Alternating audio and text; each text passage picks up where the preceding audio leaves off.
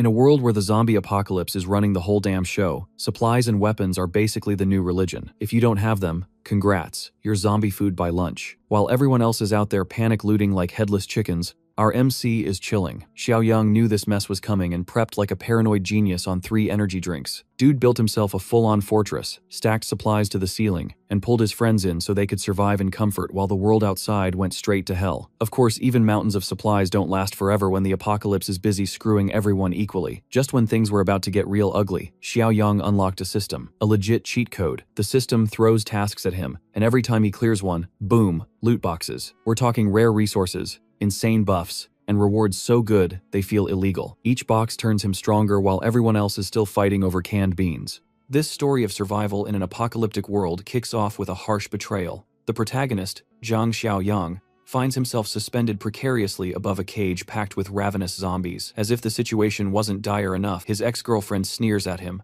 taunting him about the deaths of all his friends. Her mockery reaches its peak as she assures him that his pathetic life is also nearing its end, soon to be just another addition to the carnage below. As Xiaoyang reflects on his misfortune, guilt and regret gnaw at him. He curses himself for trusting this treacherous woman, someone he now believes deserves a fate far worse than his. In her eyes, however, Xiaoyang's threats are meaningless. She's moved on to a wealthier, stronger man, and tasks him with disposing of her former lover. Her new partner, a corpulent man named Li Shuxiong, eagerly agrees to the plan. He even suggests dragging out Xiaoyang's torment for her amusement. Before pushing the button that would seal Xiaoyang's fate, Fatty smugly thanked him for his generosity, gloating about the supplies they'd looted from him, which would keep them comfortable for months. With that, Xiaoyang was sent plummeting into the zombie pit. The frenzied zombies, driven by an insatiable hunger, swarmed Xiaoyang instantly. As agony overtook him, he clung to a desperate thought. If he could live his life again, he would make both Qijing and Li Shuxiong pay dearly for their betrayal. Suddenly, Xiaoyang jolted awake to the grating sound of Qijing's voice. She was nagging him, demanding to know why he hadn't added her name to the deed of his house.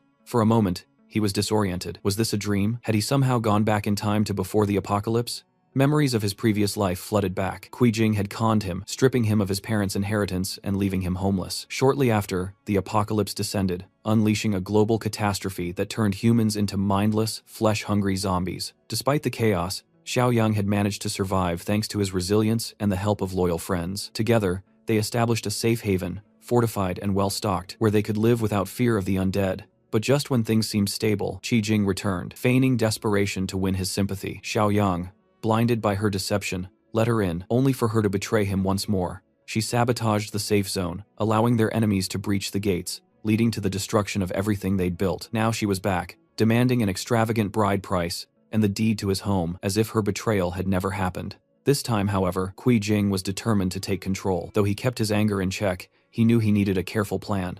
Giving in to impulsive emotions could jeopardize everything. After pretending to agree to her demands, he sent Qijing away, leaving her stunned at his newfound confidence. And used to being defied, she couldn't understand how her obedient slave had suddenly become so assertive. With Jing out of the picture, Xiaoyang could finally focus. He had a month left before the apocalypse struck, and every second was precious. He vowed to prepare thoroughly this time, ensuring that no betrayal or misstep would threaten his survival. Then something unexpected happened. A system notification popped up, resembling a video game interface. Xiaoyang discovered he had activated an apocalypse system, which came with missions designed to help him survive. His first task was titled Apocalypse Preparation, requiring him to secure a piece of land and stockpile enough supplies for a year. Completing the mission would earn him 10 points, which could be exchanged for valuable rewards in the system store. Our protagonist was thrilled with the unexpected perk, the system's missions and the rewards that came with completing them. What more could one ask for? However, the system store's offerings remained a mystery to him. It mostly stocked loot boxes and potions, such as those for boosting physical strength. Yet, his musings were interrupted by the loud growling of his stomach, reminding him he needed a proper meal. Reflecting on his past life, Xiaoyang recalled how he used to pinch every penny, starving himself to save for Qijing's bride price. But things are different now. Determined to indulge, he decided to treat himself to a luxurious meal. With the impending zombie apocalypse just a month away, he figured he should enjoy the finer things while they lasted. A few hours later, his delivery arrived. Xiaoyang marveled at the sight. It was a legendary Michelin 3-star takeaway. Never in his wildest dreams could he have afforded such a thing before. He eagerly dug into the $300 braised pork, savoring every bite. After surviving on scraps during the apocalypse, the taste was heavenly, almost surreal. But Xiaoyang didn't stop there. He went into full food enthusiast mode, devouring dish after dish. His appetite seemed insatiable, and he nearly polished off everything when his phone rang. The caller, Xiaoya, Jing's friend. It seemed Jing had wasted no time complaining to her. Xiaoyang reluctantly answered, only to be greeted by an ear-splitting tirade. Xiaoya berated him, questioning how he could dare to treat Jing so poorly. She insisted Jing was merely testing his love, and claimed he had failed miserably. If he truly loved her, he'd prove it by handing over the deeds to his house and 1,000,000 yuan in cash as an apology. Xiaoya even offered to mediate with Jing if he complied. If not, he could expect a breakup. Xiaoyang's patience snapped. Who did she think she was to test him like this? Furious, he told her off and ended the call. He was done with greedy women who only cared about money. His priority now was to secure a suitable piece of land. He envisioned building an impregnable fortress, easy to defend and strategically located near water and forest. The following morning, Xiaoyang visited a real estate agency. A friendly consultant greeted him, asking if he was looking to rent or buy. Xiaoyang confidently replied that he was after something more valuable. Just then, the sales manager, Zhu, appeared and briskly ordered the consultant, Xiang, to help unload boxes of toilet paper. Despite Xiang's protest that she was assisting a customer, manager Zhu dismissed Xiaoyang outright, deeming him a broke nobody in shabby clothes who wasn't worth their time. The manager's arrogance irked Xiaoyang, who decided to put him in his place. He asked Zhu to repeat his words and explain his audacity in belittling others. Zhu, unfazed, doubled down, mocking Xiaoyang further. He even declared he'd eat a toilet on a live stream if Xiaoyang could afford to buy one. It was clear the manager was about to regret his words. Unbothered, Xiaoyang smirked and advised Zhu to prepare for a feast of porcelain. He clarified he wasn't here for a house, but to buy land. The announcement stunned everyone present. It wasn't every day someone came to buy land outright. Xiang quickly invited Xiang to sit, while she outlined the available options. Meanwhile, manager Zhu glared in disbelief, convinced Xiaoyang was bluffing. Xiang presented detailed listings, but Xiaoyang wasn't interested in browsing. He outlined his requirements instead. Land near mountains and running water, preferably with existing factories or large buildings. Xiang promised to check for suitable options. Manager Zhu, unable to resist butting in again, suggested a property in the eastern district. Xiang hesitated, pointing out that the area known as City Land was filled with unfinished projects and abandoned factories, making it unsuitable for most buyers. Zhu dismissed her concerns, claiming no real customers had shown up anyway, and he suspected Xiaoyang was just wasting their time. Xiaoyang didn't care about the location as long as the land met his needs. He didn't mind the unfinished factories. Actually, they were a bonus, since they would save him time and money. After reviewing the details, Xiaoyang confirmed that the land was exactly what he wanted. Without hesitation, he agreed to buy it. He was ready to sign the contract and make the payment. Xiang was shocked. No one in their right mind would buy land with incomplete factories, but Xiaoyang stood firm. He even urged her to hurry up because, as he put it, someone here is eager to eat some fresh poop. Manager Zhu stood there holding the check, unable to wrap his head around what he was seeing. How is it even possible for this scrappy guy to pay 300,000 for land with old rundown factories? It made no sense to him. Before leaving, Xiaoyang had reminded him of the payment. Now, it was time for Zhu to fulfill his part of the deal. Meanwhile, other customers in the store were urging the manager to hurry up as the stream had already started. One guy whose stomach wasn't feeling too great promised to at least make it fresh for the stream. Xiaoyang had completed the first task. The next step was to figure out how to turn the land purchase into a real business by gathering supplies. As he was leaving the real estate office, an old acquaintance, Li Shuxiong, spotted him and couldn't help but wonder what Xiaoyang was up to. But all thoughts flew out of his head when he saw what was going on inside. Manager Zhu was now being pressured by the staff and customers to keep his word, all while begging for help and desperately explaining he didn't want to go through with it. Meanwhile, Jing was living carefree, painting her nails, and enjoying the quiet life. That's when she got a call from Fatty, who asked if she knew Xiaoyang had just bought land at the real estate company. Shocked, she wondered where he had gotten so much money from. Fatty speculated it was probably the money he'd saved for the bride price. Jing was furious. She couldn't believe Xiaoyang would use her money for something like that. Li Shuqiang urged her to stay calm and go talk to Xiaoyang about it. But Jing's anger was blinding. She wasn't going to ask him anything. She was going to confront him. Back at his home, Xiaoyang was deep in thought about how to fund the supplies he needed to start building. Just then, there was a loud knock on the door. It was Jing with her friend, still fuming over Xiaoyang's use of her money. Xiaoyang had no idea what she was talking about, and Jing, with fire in her eyes, accused him of spending the bride price money to buy land. She claimed that, since the money came from her, the land was hers too. Xiaoyang, stunned by her accusations, didn't know how to respond. Finally, he decided to give her a straightforward explanation. He had plenty of money, but none of it would go toward her. He also knew about her little fling with Li Shuxiang. Jing was baffled, not understanding how he knew. But her friend, sensing where the conversation was heading, suggested they calm down and resolve the misunderstanding. Xiaoyang, however, wasn't having it. "There's no misunderstanding here," he said. "Cuijing isn't my girlfriend. She's just a doormat for that old fat guy." He slammed the door in their faces, tired of the drama. Cuijing still couldn't understand how he knew about her and Li Shuxiong. Her friend was just as confused, wondering why Cuijing hadn't told her about her relationship with Li Shuxiong. Cuijing quickly assured her it was nothing serious, just a few room rentals here and there. With things escalating out of control, they decided to head home and figure out their next move. But now, Xiaoya was thinking of taking things into her own hands and winning Xiaoyang over. After all, they were good friends. The following day, Xiaoyang arrived at his new property with a construction crew. He was ready to rebuild one of the factories, but wasn't sure how long it would take. Foreman Li quickly assessed the situation and explained that reinforcing the walls, setting up defensive towers, installing barbed wire, thickening the steel doors, and adding bulletproof glass would take some time. He couldn't help but wonder what kind of enemy Xiaoyang had made to need such heavy fortifications. Xiaoyang just waved him off, telling him that some things were better left unknown. He wanted to know how much it would cost to finish the project in a month. The foreman shook his head, stating that it couldn't be done that quickly. Xiaoyang wasn't fazed, saying he had connections who could get the job done faster. The foreman, standing his ground, said that the safety of the workers was more important. This took Xiaoyang by surprise. He had never met a foreman with a conscience. It turned out, though, that the cost would just be higher. Xiaoyang asked him to give him the price without further delays. After some quick calculations, Foreman Li estimated that if they were to finish in a month, the workers would need to work non-stop, and the cost would come to 20 million yuan. They'd also require a 5 million yuan deposit to start immediately. Xiaoyang didn't find this ideal. He told them to get started right away, and he'd transfer the rest of the payment within a week. The construction company had nothing to fear.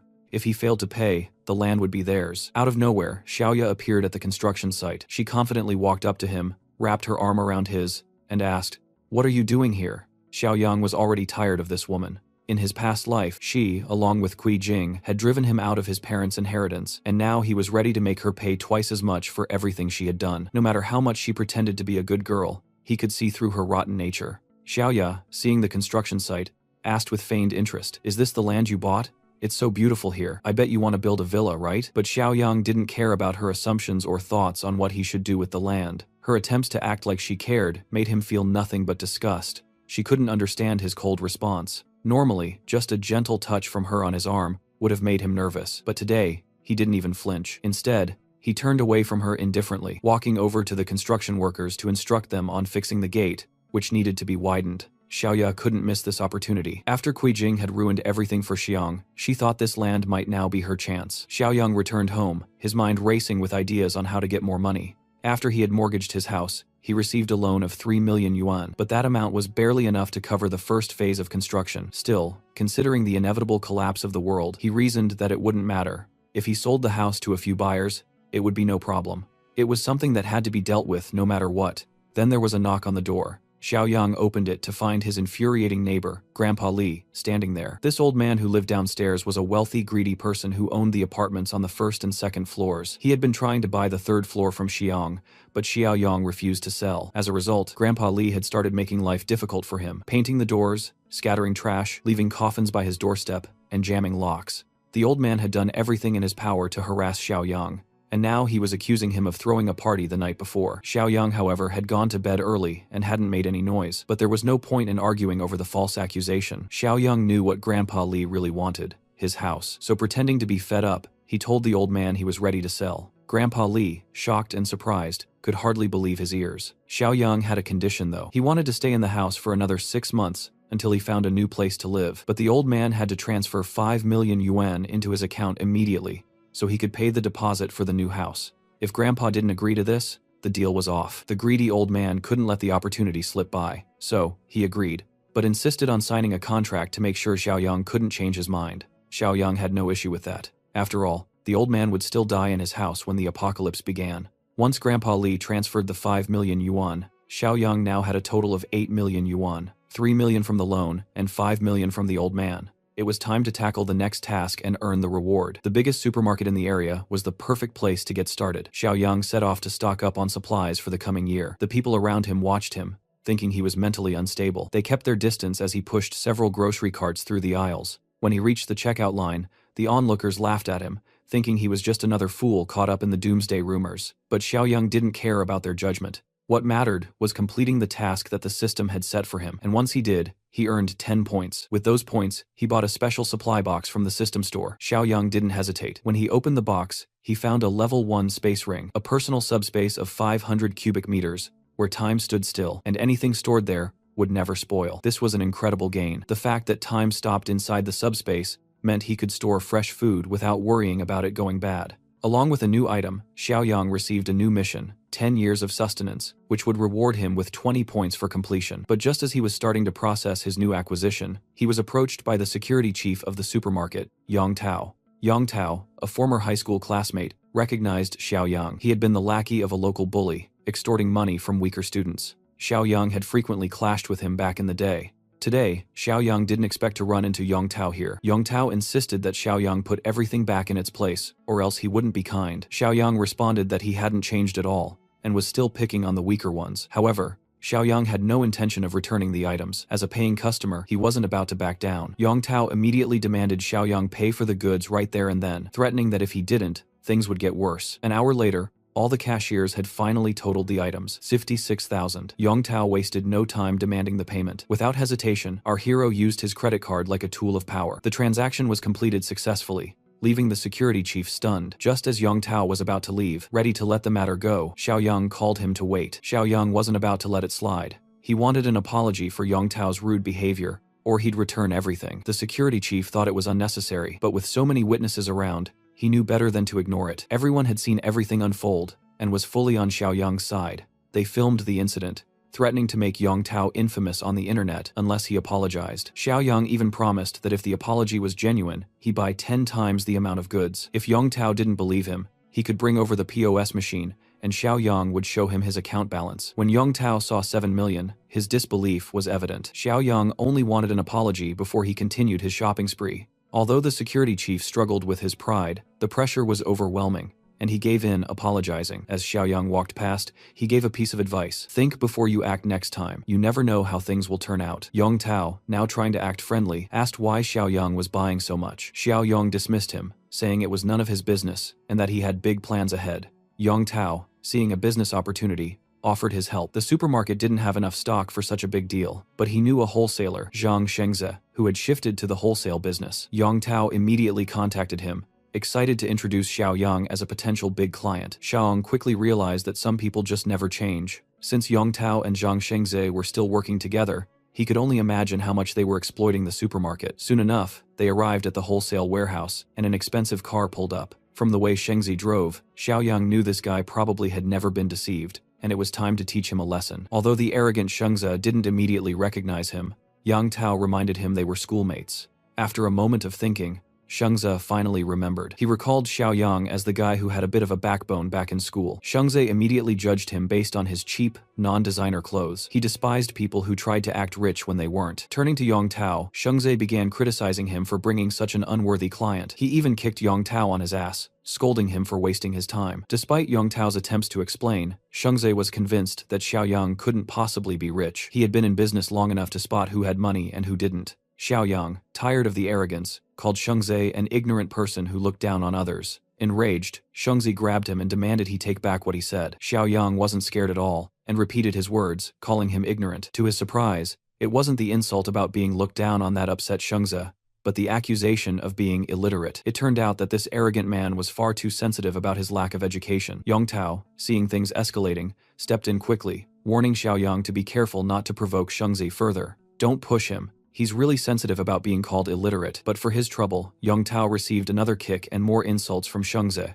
who was furious that he couldn't do as he pleased. Shengze faced our protagonist with an ultimatum. Either Xiaoyang would purchase a massive shipment of goods, or he'd be forced to leave crawling on all fours. Xiaoyang didn't seem fazed by the threat. He calmly instructed Shengze to release his grip and requested the account details. Moments later, Shengze's furious expression turned into shock as he realized Xiaoyang had deposited 1 million into his account. Xiaoyang explained that this was just an initial payment. He intended to purchase 5 million worth of goods. Shengze asked about the specific items Xiaoyang needed. Xiaoyang listed basics like oil, rice, salt, snacks, and beverages, goods that had long shelf lives. A sly smile appeared on Zhang Shengze's face. He had just received a batch of near-expired products, and this was the perfect chance to unload them onto Xiaoyang. When they arrived at the warehouse, Shengzi offered the entire stock at a 10% discount off the original price. The deal seemed too good to be true, and Xiaoyang immediately suspected something was off. Before agreeing, he decided to inspect the quality of the goods. True to his suspicions, it was a setup. Although the packaging looked fresh, the products were nearing their expiration dates. Zhang Shengzi hadn't expected Xiaoyang to catch on so quickly, so he immediately offered a 50% discount, but Xiaoyang wasn't satisfied.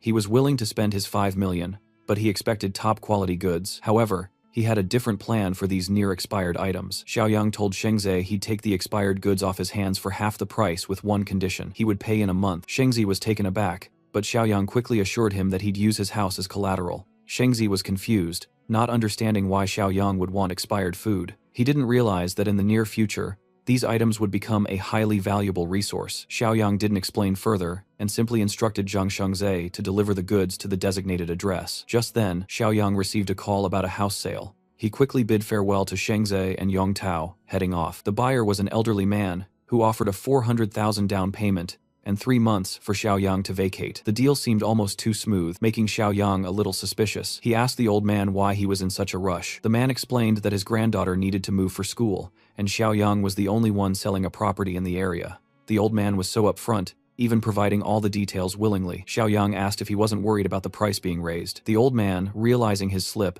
started pleading with Xiaoyang not to take advantage of him, as this was all his life savings. Xiaoyang, not want to exploit a genuine person, assured the old man that their deal was set and signed a contract. The old man was overjoyed, grateful that his granddaughter had a home, and even apologized for distracting Xiaoyang from his work. As Xiaoyang observed the old man's kindness, he felt concerned. He didn't think the man and his granddaughter would survive the apocalypse for long. Before the man left, Xiaoyang asked for his address. Later, Xiaoyang visited his property, where construction was progressing steadily. He checked with a foreman who confirmed that nearly 80% of the work was done. The walls and doors were reinforced just as Xiaoyang had requested, and the warehouse was ready for use. Excited by the progress, Xiaoyang immediately contacted Zhang Shengzi to expedite the delivery of the supplies. The warehouse, which looked more like an underground bunker, began filling up quickly. By evening, everything was in place under Xiaoyang's meticulous supervision. Once the workers departed, Xiaoyang took a moment to inspect the work. Everything was on track, and he could finally relax.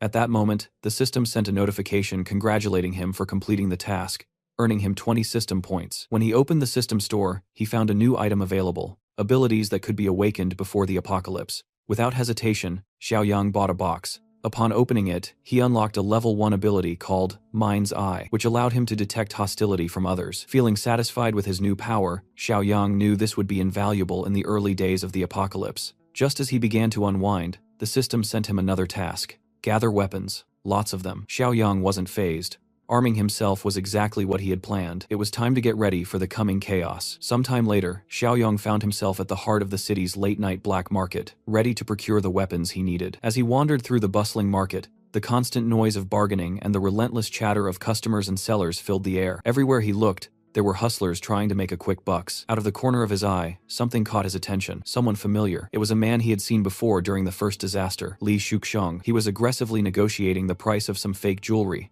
wearing down the seller until he agreed to a much lower price. Xiaoyang hadn't expected to run into this guy tonight, but it made sense that he would be here haggling over fake jewelry. It wasn't surprising that Cui Jing had been fooled by these worthless trinkets. After a few more steps, Xiaoyang finally came across a stall that piqued his interest. Lined up in front of him were various blades, each one sharper than the last. A grin slowly spread across his face as he examined the weapons. He had finally found what he was looking for. Squatting down in front of the stall, he asked boldly if they had anything tougher. The man behind the counter, dressed in military camouflage, didn't seem to get the hint. In response, he tossed Xiaoyang a knife sharpener, suggesting he sharpened the blades himself if he wanted something tougher. Unfazed, Xiaoyang insisted that none of these knives were up to par. He needed something stronger. Realizing the implication, the vendor's demeanor shifted, his tone turning serious as he asked if Xiaoyang was looking for trouble. Just then, the sound of a phone notification interrupted the tension. Xiaoyang had just transferred 200,000 yuan to the seller's account. Holding up the receipt, he made it clear he was serious. The seller's attitude flipped instantly,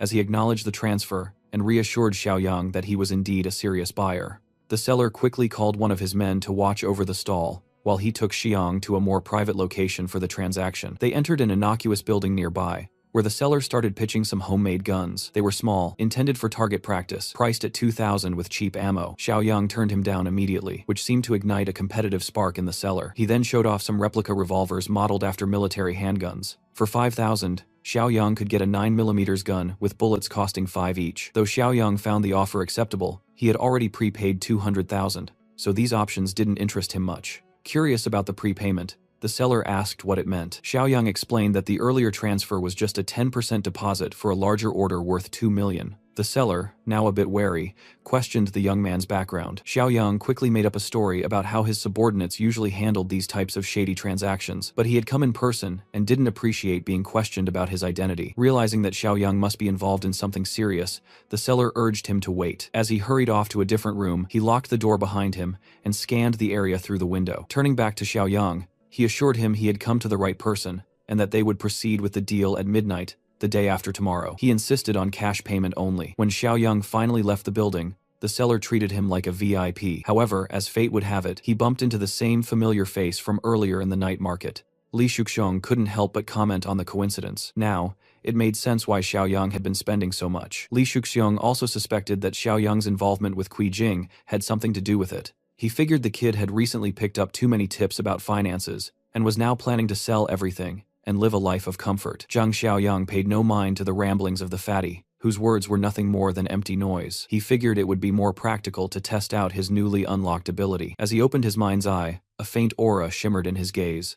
Above Mr. Cam's head, a symbol of happiness floated, while an angry one appeared above Luong. This power was definitely proving to be useful. To test it further, Xiaoyang decided to speak out loud, mocking the fatty for buying cheap second-hand items just to deceive Kui Jing. He also pointed out that the girl was nothing more than his second-hand trash, just like the rest of the junk he was trying to pass off. The comment made the fatty's anger indicator turn even darker as he fired back with curses, clearly irritated by the jab. Watching the situation escalate, Mr. Cam, eager to keep things under control, asked Xiaoyang if that fat-ass man was bothering him. With a subtle nod, he labeled Li Shuxiong as an enemy, a clear message. Mr. Cam quickly reassured his new important client that his staff would deal with the matter and teach the fatty a lesson. Xiaoyang didn't mind, but advised them not to go too far, since he still had plans for him in the future. As the group of muscular thugs approached the overweight man, his bravado disappeared. He stammered, his usual arrogance replaced with fear. Mr. Cam didn't waste any more time with the man. With a swift motion, he pulled out a baton, and the men quickly took care of the fatty, leaving him bruised and battered on the dark road. His white suit was now covered in shoe prints, and his face showed the evidence of a hard beating. The incident only deepened the fatty's hatred for Xiaoyang. 2 days later, the agreed-upon meeting was set at a warehouse, and both parties were punctual. In front of Xiaoyang, a truck full of suspicious crates awaited, exactly what he was hoping for. When his firearm arrived, signaling the success of his task, the system rewarded him with 10 points, bringing his total to 20. He eagerly opened the crates, revealing an arsenal of weapons, heavy rifles, pistols, and all the necessary gear. Then, unexpectedly, the system added a bonus, a +2 physical enhancement potion. Xiaoyang was pleasantly surprised by this bonus, especially since it was double the strength of the potions in the system store. Not wasting a moment, he injected the potion into his veins. He had expected a brief pinch, but the surge of power was far more intense than he anticipated. The pain was sharp and immediate as the enhancement spread through his body. With his physical score now boosted by 2 points, Xiaoyang felt 40% stronger than before. Determined to make the most of this newfound strength, Xiaoyang checked out the system store once more and noticed another physical enhancement potion. Seeing the value of increasing his strength even more, he decided to take the plunge. After injecting the second potion, his physical score shot up to 8, making him 60% stronger than the average person. Excited to put his new power to the test, Xiaoyang looked around the warehouse and spotted some thick iron bars that were scattered about. He grabbed one, a sturdy bar used in construction, and threw it into the air. With a powerful kick, he bent the rod significantly, sending it flying into the nearby wall, with enough force to create a noticeable dent. His kick had been so powerful that it left a visible impression on the wall. With this level of strength, Xiaoyang felt confident that he could handle anything, even the early stages of an apocalypse. As for the weapons, he knew better than to leave them exposed. Storing them safely in his spatial ring was the wisest move. With a simple gesture, he pointed the magical ring at the contents of the truck, and the weapons were absorbed into the ring instantly. The day after tomorrow, the apocalypse was set to begin. Time was running out, and Xiaoyang still had a few things to wrap up. However, he couldn't shake the image of the old man who had tried to buy his house. The old man had offered what little savings he had to secure a future for his granddaughter. Xiaoyang had been through countless battles and betrayals during the first apocalypse, but he'd never ignored the needs of the less fortunate. The least he could do was send some supplies to the old man and his granddaughter as a small token of repayment. The following day, Xiaoyang found himself at a shabby apartment building, located in a rundown area of another city. The building was in such bad condition that without a GPS, it would have been impossible to find. The old man had been renting in such a low-cost, dilapidated place, and without an elevator, it was clear he wasn't well off. His apartment was located on the top floor. Xiaoyang knocked on the door, but then quickly realized he should probably remove the supplies from his storage ring, or explaining them would be difficult. Activating the ring, he watched as box after box of essential supplies materialized, filling the hallway with provisions. At that moment, the old man reached the door and opened it, expecting it to be the landlord. He quickly assumed the young man was here to collect the rent, promising to pay next week, but when he took a closer look, he realized it was Mr. Zhang. Behind him, boxes were piled up, filling the hallway and stretching up the stairs, making the old man even more confused. Xiaoyang told him to wait until later for the full explanation, but for now they needed to get the boxes inside before anyone noticed. After a few minutes of lifting, most of which Xiaoyang did on his own, they managed to get everything in.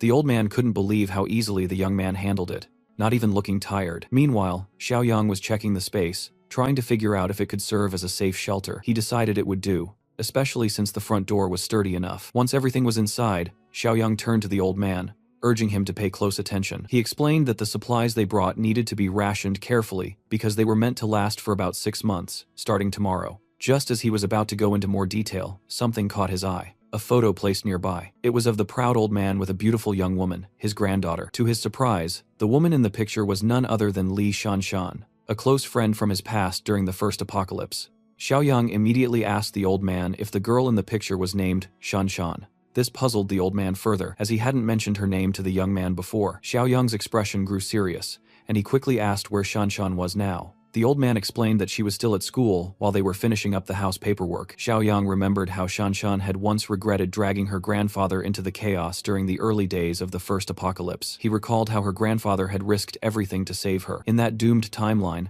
the old man had fought his way through a zombie-infested school to save Shanshan, only to die in the process. As someone who had been close to the old man in his past life, Xiaoyang promised himself he wouldn't let that happen again. Turning to the old man, he declared that the house was no longer for sale. The old man panicked, thinking Mr. Zhang was backing out of the deal. But Xiaoyang gave him a chilling piece of news. The world would soon descend into chaos, and the house along with Shanshan's school wouldn't matter. The only thing that mattered now was getting Shanshan to safety. This sudden declaration only confused the old man further. Xiaoyang realized he couldn't explain everything in detail right now, so he decided to simplify things. He urged the old man to imagine the horrors of a famine. While it sounded terrifying, the old man couldn't grasp how this applied to their situation. Seeing that words weren't enough, Xiaoyang decided to show him instead. With a simple gesture, he made all the supply boxes disappear, sucked into a storage ring in an instant. The room, once crowded with boxes, was now completely empty. The old man stared, dumbfounded. Xiaoyang calmly explained that he had special powers and could see the future. If the old man wanted to survive and save Shanshan, he needed to listen carefully and follow his lead. Their next task was to get Shanshan out of her school.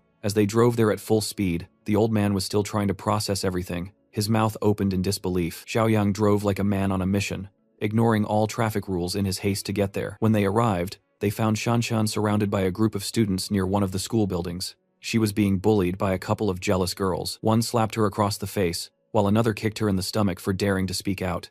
The situation was escalating, but the old man was too focused on reaching his granddaughter to notice the growing tension. As he ran toward Shanshan, the bullies shifted their attention to him. He yelled at them to stop hurting his granddaughter, but their attitude only grew more aggressive. A group of thugs stood in his way, showing their weapons and telling him to back off and let the girls handle things. Without hesitation, the old man charged forward, yelling at the young men for being heartless bullies. One of the thugs raised a steel bat and aimed it at the old man's head. It would have been a serious blow if it hit, but Xiaoyang reacted quickly, stepping in to stop the attack. He glanced at the thug with disdain, realizing that the younger generation still had a lot to learn about bullying. The other two thugs thought Xiaoyang was Shanshan's older brother and tried to threaten him, but Xiaoyang was ready. With a swift movement, he delivered a powerful kick to one of the thugs, knocking the wind out of him. The thug was sent flying through the air as though he had been shot out of a cannon. Watching his comrade get tossed around like that, the remaining two thugs hesitated. Xiaoyang clearly knew his way around a fight. Maybe if they teamed up, they could land a blow. But judging by the cold, calculating look in his eyes, it seemed unlikely. One thug approached from the front,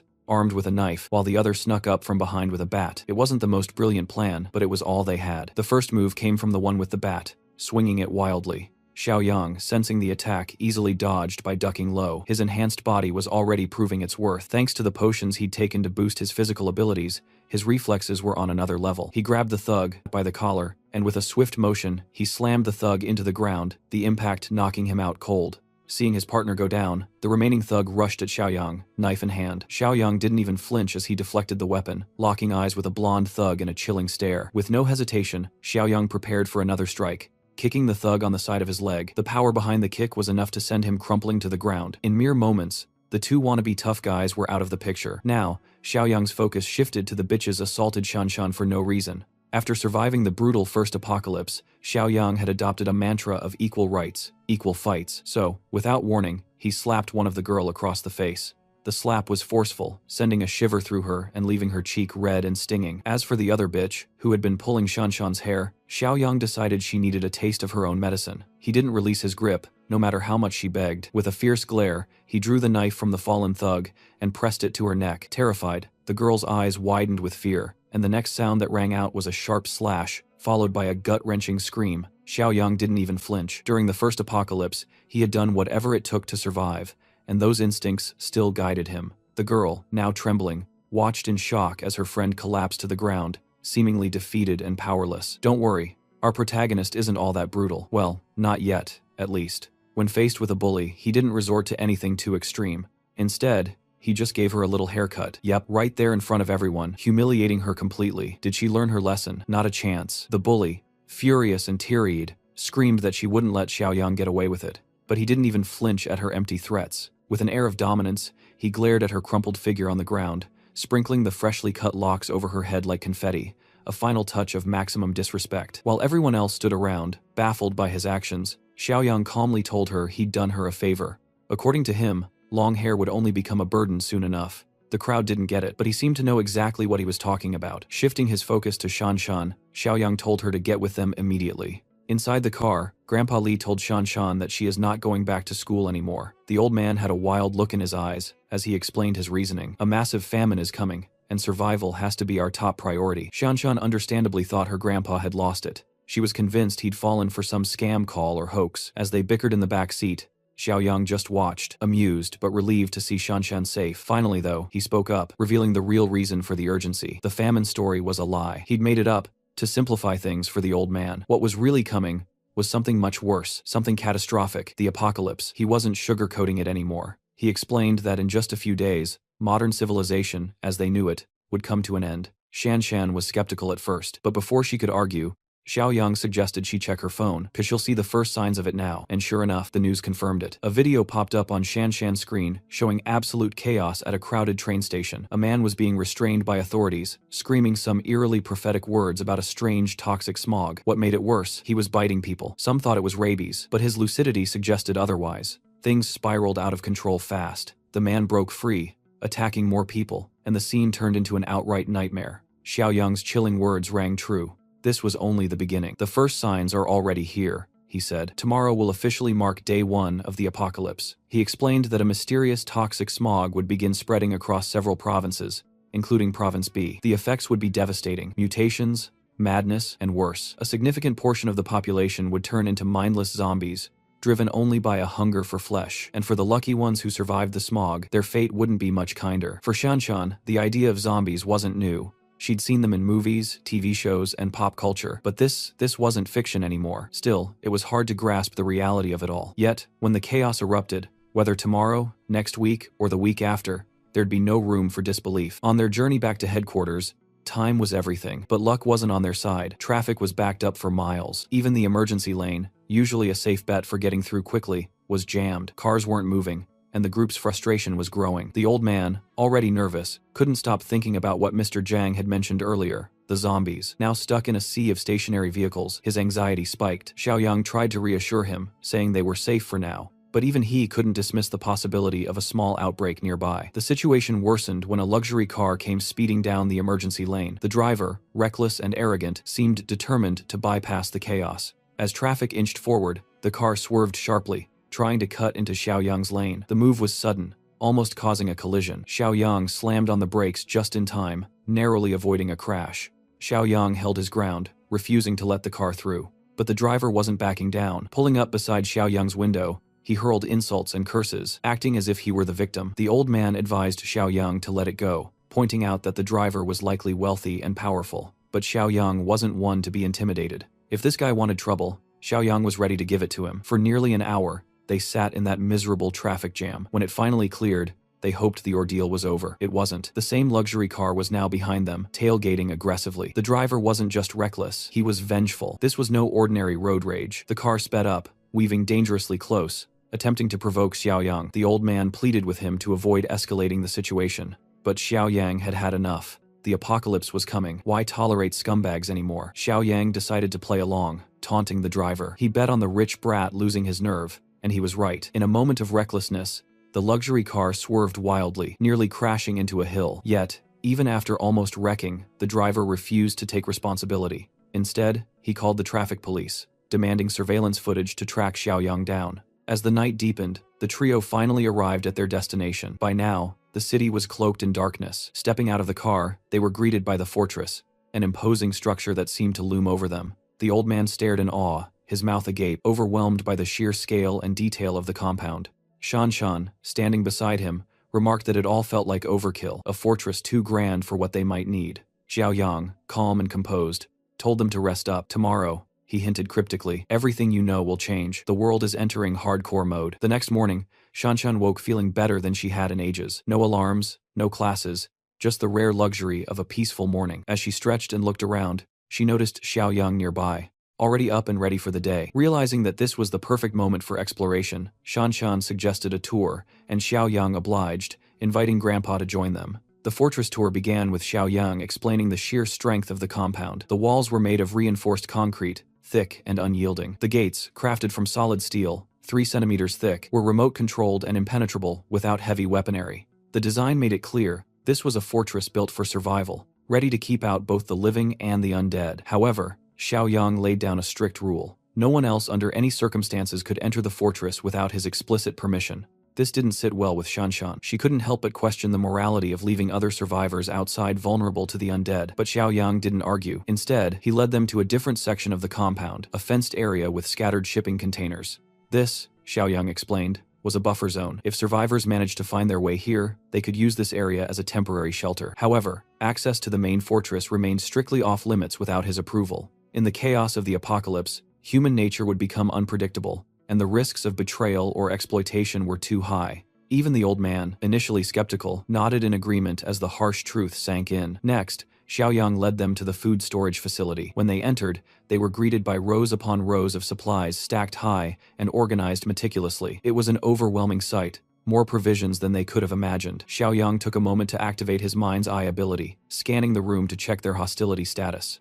To his relief, both Grandpa and Shanshan displayed happy, trusting expressions, a clear indication that they could be relied upon. As the tour continued, Xiaoyang revealed the fortress's weapons cache. He handed Shanshan a sleek crossbow and gave Grandpa a sturdy shotgun, emphasizing the importance of keeping these weapons secure. In this new world, losing control of their weapons could lead to chaos. Never let these fall into the wrong hands, Xiaoyang warned, the seriousness in his voice leaving no room for doubt. Xiaoyang had just finished showing Shanshan and Grandpa around the fortress when a notification flashed before him, a new system task. It was another mission, and this one hit close to home. He was tasked with reuniting with an old comrade, Zhang Qi. The name brought back memories and a mix of emotions, but what surprised him most was the timing. Standing on the viewing deck, he noticed a glowing arrow pointing toward the city, marking Zhang Qi's location. This was a fortunate coincidence. Xiaoyang had already planned to track down his former allies, and now the system seemed to reward him for his intentions. Wasting no time, he turned to Shanshan and Grandpa, reinforcing the fortress rules one last time. They were to stay vigilant and not break any of the guidelines no matter what. When asked where he was heading, Xiaoyang simply replied, recruiting and building the team. With that, he hopped into his car and drove off, following the glowing arrow toward Zhang Qi's location. The arrow led him to a KTV bar. Inside, the atmosphere was jovial, with groups of friends enjoying their night. Among them was Zhang Qi, his signature silver hair shining even under the dim neon lights. He was laughing, drinking, and singing karaoke with his friends, seemingly untouched by the turmoil outside. Zhang Qi and one of his friends stumbled out of the room to find a restroom, their steps unsteady and their laughter loud. After handling their business, The two drunkenly wandered back into the hallway. That's when it happened. In his inebriated state, Zhang-Chi accidentally bumped into a girl. It was a harmless brush, nothing serious, but the girl's irritated expression told a different story. Zhang-Chi quickly apologized and tried to move on. Unfortunately, the girl's escort wasn't as forgiving. The man, a towering figure with an intimidating aura, saw this as a personal affront. Without hesitation, he called Zhang-Chi a punk and delivered a brutal kick that sent him sprawling into the wall. Zhang-Chi hit the ground hard, the pain evident in his groans. His friend, though clearly scared, didn't hesitate to check on him, but seeing Zhang-Chi in pain sparked something brave or perhaps reckless in a friend. Standing up, he yelled at the thug, calling out his aggression. This boldness only made things worse. The thug, unaccustomed to being challenged, became enraged. Grabbing Zhang-Chi's friend by the collar, he effortlessly lifted him off the ground, showcasing his brute strength. Zhang-Chi, despite his pain, tried to intervene. Struggling to his feet, he pleaded with a thug to let his friend go, admitting fault and apologizing profusely. Amid the chaos, a KTV staff member appeared, drawn by the noise. He wasn't in the best shape, recently recovering from stomach flu only to catch a cold, but his sense of duty prevailed. Bar fights were nothing new in his line of work, and he knew the drill. Approaching cautiously, he tried to mediate, asking both parties to calm down and de-escalate, but the thug wasn't having it. He turned his fury on the staff member, interpreting his interference as disrespect. To make matters worse, he loudly demanded that the bar's owner come out immediately, threatening to shut the place down if his demands weren't met. The staff member, though clearly nervous,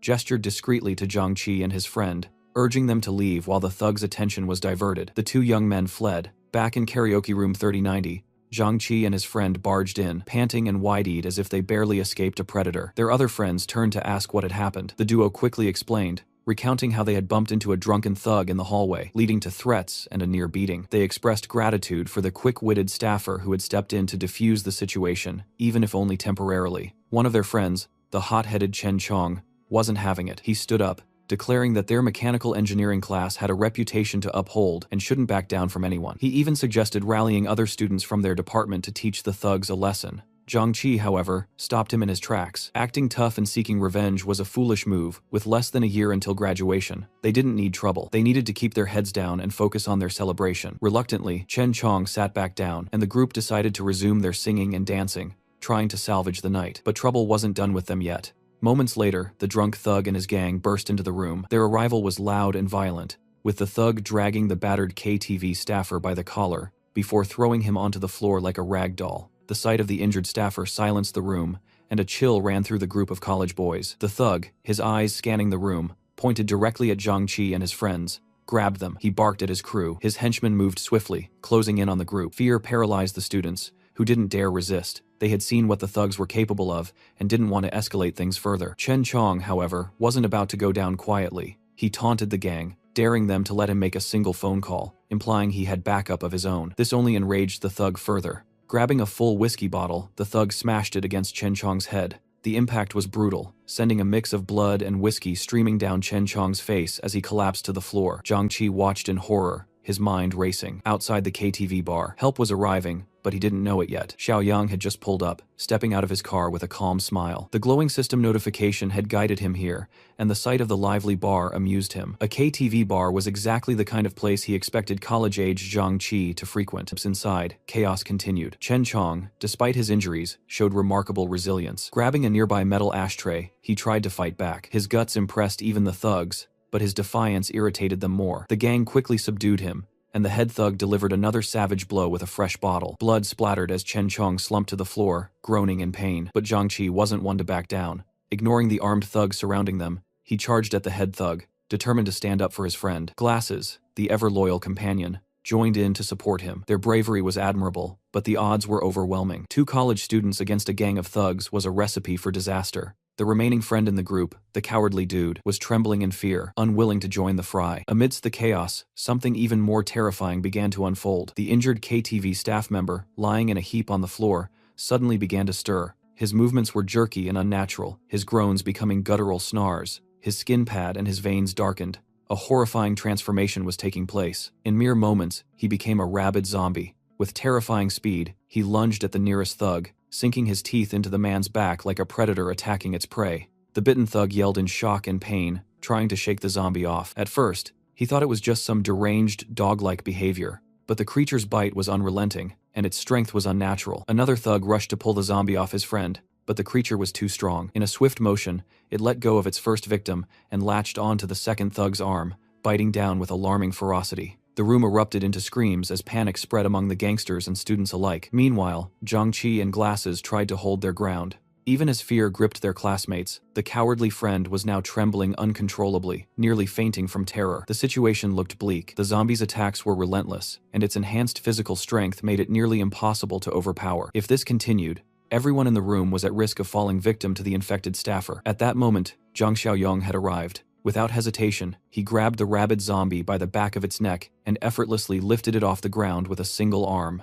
The sheer strength he displayed stunned everyone in the room. Xiaoyang carried the struggling zombie to the nearest glass wall and smashed it into the pane, shattering it completely. Glass shards rained down as the zombie slumped momentarily, dazed from the impact. Xiaoyang turned back to the room, his voice cutting through the chaos like a blade. "Everyone, stop." The thugs, the students, and even the terrified Zhang-Chi froze. Xiaoyang's cold demeanor and the ease with which he had handled the rabid zombie commanded instant respect and fear. The thugs, who had struggled with the creature in pairs, realized this newcomer was no ordinary man. However, the head thug wasn't ready to back down. Misreading the situation, he directed his anger toward Xiaoyang, still thinking he was the top dog. Ignoring the thug entirely, Xiaoyang turned to Zhang-Chi. "Were you bitten?" Zhang-Chi, still reeling from the chaos, stammered, said he wasn't bitten. Without wasting time on further explanations, Xiaoyang simply ordered Zhang-Chi to follow him. For some reason Zhang-Chi couldn't quite explain, he felt an unshakable compulsion to comply. However, as he moved to follow, the head thugs stepped in his way, still clinging to the delusion that he was in control. Before another fight could erupt, one of the bitten gangsters began coughing violently. His voice was, and he groaned about a splitting headache and dizziness. Xiaoyang's sharp eyes scanned him, catching the unmistakable early signs of mutation. The thug exhibited every classic symptom: relentless coughing, extreme dizziness, and that ominous bite wound festering on his shoulder. Even the thug's offhand comment about having a runny nose earlier in the day confirmed Xiaoyang's suspicions. "Yep, he's bitten," Xiang muttered to himself, watching as the rot visibly spread from the infected wound. The proximity of the bite to the nervous system was accelerating the process. The man didn't have much time left before he'd turn into a full-blown zombie. They couldn't afford to deal with two rabid zombies in such a confined space. Still holding the first rabid zombie by the neck, with one hand, Xiaoyang made his move. He began dragging the thrashing creature across the room, his strength leaving everyone dumbfounded. Xiaoyang hauled the zombie to the restroom door. He yanked it open, shoved the undead creature inside, and slammed the sliding door shut in one fluid motion. The rabid zombie immediately started pounding on the door, snarling and clawing with feral rage. The sound sent shivers through the room. Everyone stared at Xiaoyang, their faces a mix of shock and confusion. What kind of person could casually wrangle a zombie like that? Xiaoyang dusted off his hands, his expression darkening. The immediate threat was contained, but his focus now shifted back to the living threats in the room. His gaze locked onto Zhang-Chi, who was still frozen in disbelief. Xiaoyang then asked him, "Which one of these thugs do I need to deal with first?" Zhang-Chi blinked, his brain struggling to catch up. The question confused him even more. Who is this guy? Why was he so protective of him? They didn't even know each other. Meanwhile, the head thug, his pride now in tatters, decided he'd had enough. "You're dead, punk," he roared, charging at Xiaoyang with a wild swing. Xiaoyang didn't even flinch. His expression was one of pure boredom, as if he were dealing with a pesky mosquito. Before the thug's fist could connect, Xiaoyang moved like lightning, grabbing the man's face with one hand. His fingers dug into the thug's skin as he pushed forward, smashing him face first into the glass table in the center of the room. The table shattered with a deafening crash, sending shards flying everywhere. One of the other bitten gangsters, his face pale and sweaty, staggered forward in a fit of rage. Xiaoyang adjusted his stance, his movements calm and precise. In one swift motion, he delivered a sharp blow to the man's windpipe. The thug collapsed instantly, his breath choking out as he fell flat on his back. As his comrades rushed to his side, panic set in. The thug started convulsing violently, foam spilling from his mouth as his body jerked uncontrollably. His eyes rolled back, and his skin began to turn an eerie gray. The infection had reached its final stage. The man was turning right before their eyes, and there was nothing they could do to stop it. Xiaoyang stepped forward, flexing his fists.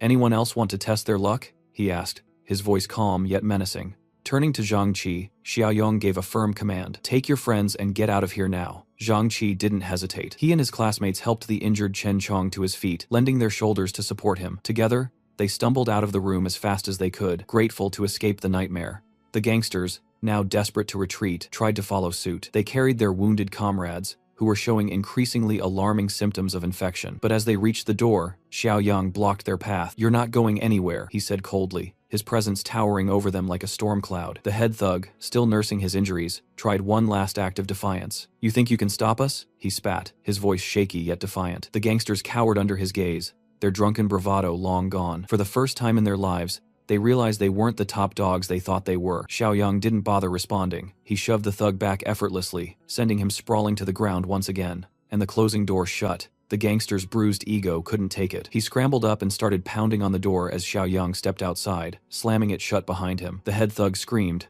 banging on the locked door in a blind rage, but his tirade was cut short by a guttural growl behind him. One of his bitten men had succumbed to the infection. The thug turned just in time to see the bloodshot, crimson eyes of his now rabid friend lunging at him with terrifying speed. The room erupted into chaos as the other gangsters tried to fight off their former friend, but it was too late. The infection spread quickly, and soon the room devolved into carnage. Outside, Xiaoyang stood silently, holding the door handle firmly to keep anyone from escaping. Muffled screams and the sound of tearing flesh echoed from the other side, sending chills down the spine of anyone who could hear. A hesitant KTV employee approached him, curiosity mixed with fear, asking, "What's going on in there?" Xiaoyang didn't waste time. "Get the keys and lock this door now. Don't let anyone in or out. Call the police and paramedics. Tell them it's a rabies flu outbreak." The employees stared at him, frozen in shock, but Xiaoyang told him to move now. The urgency snapped the worker out of his daze. He ran to grab the keys, returning to lock the doors securely from the outside. The eerie, inhuman noises coming from the room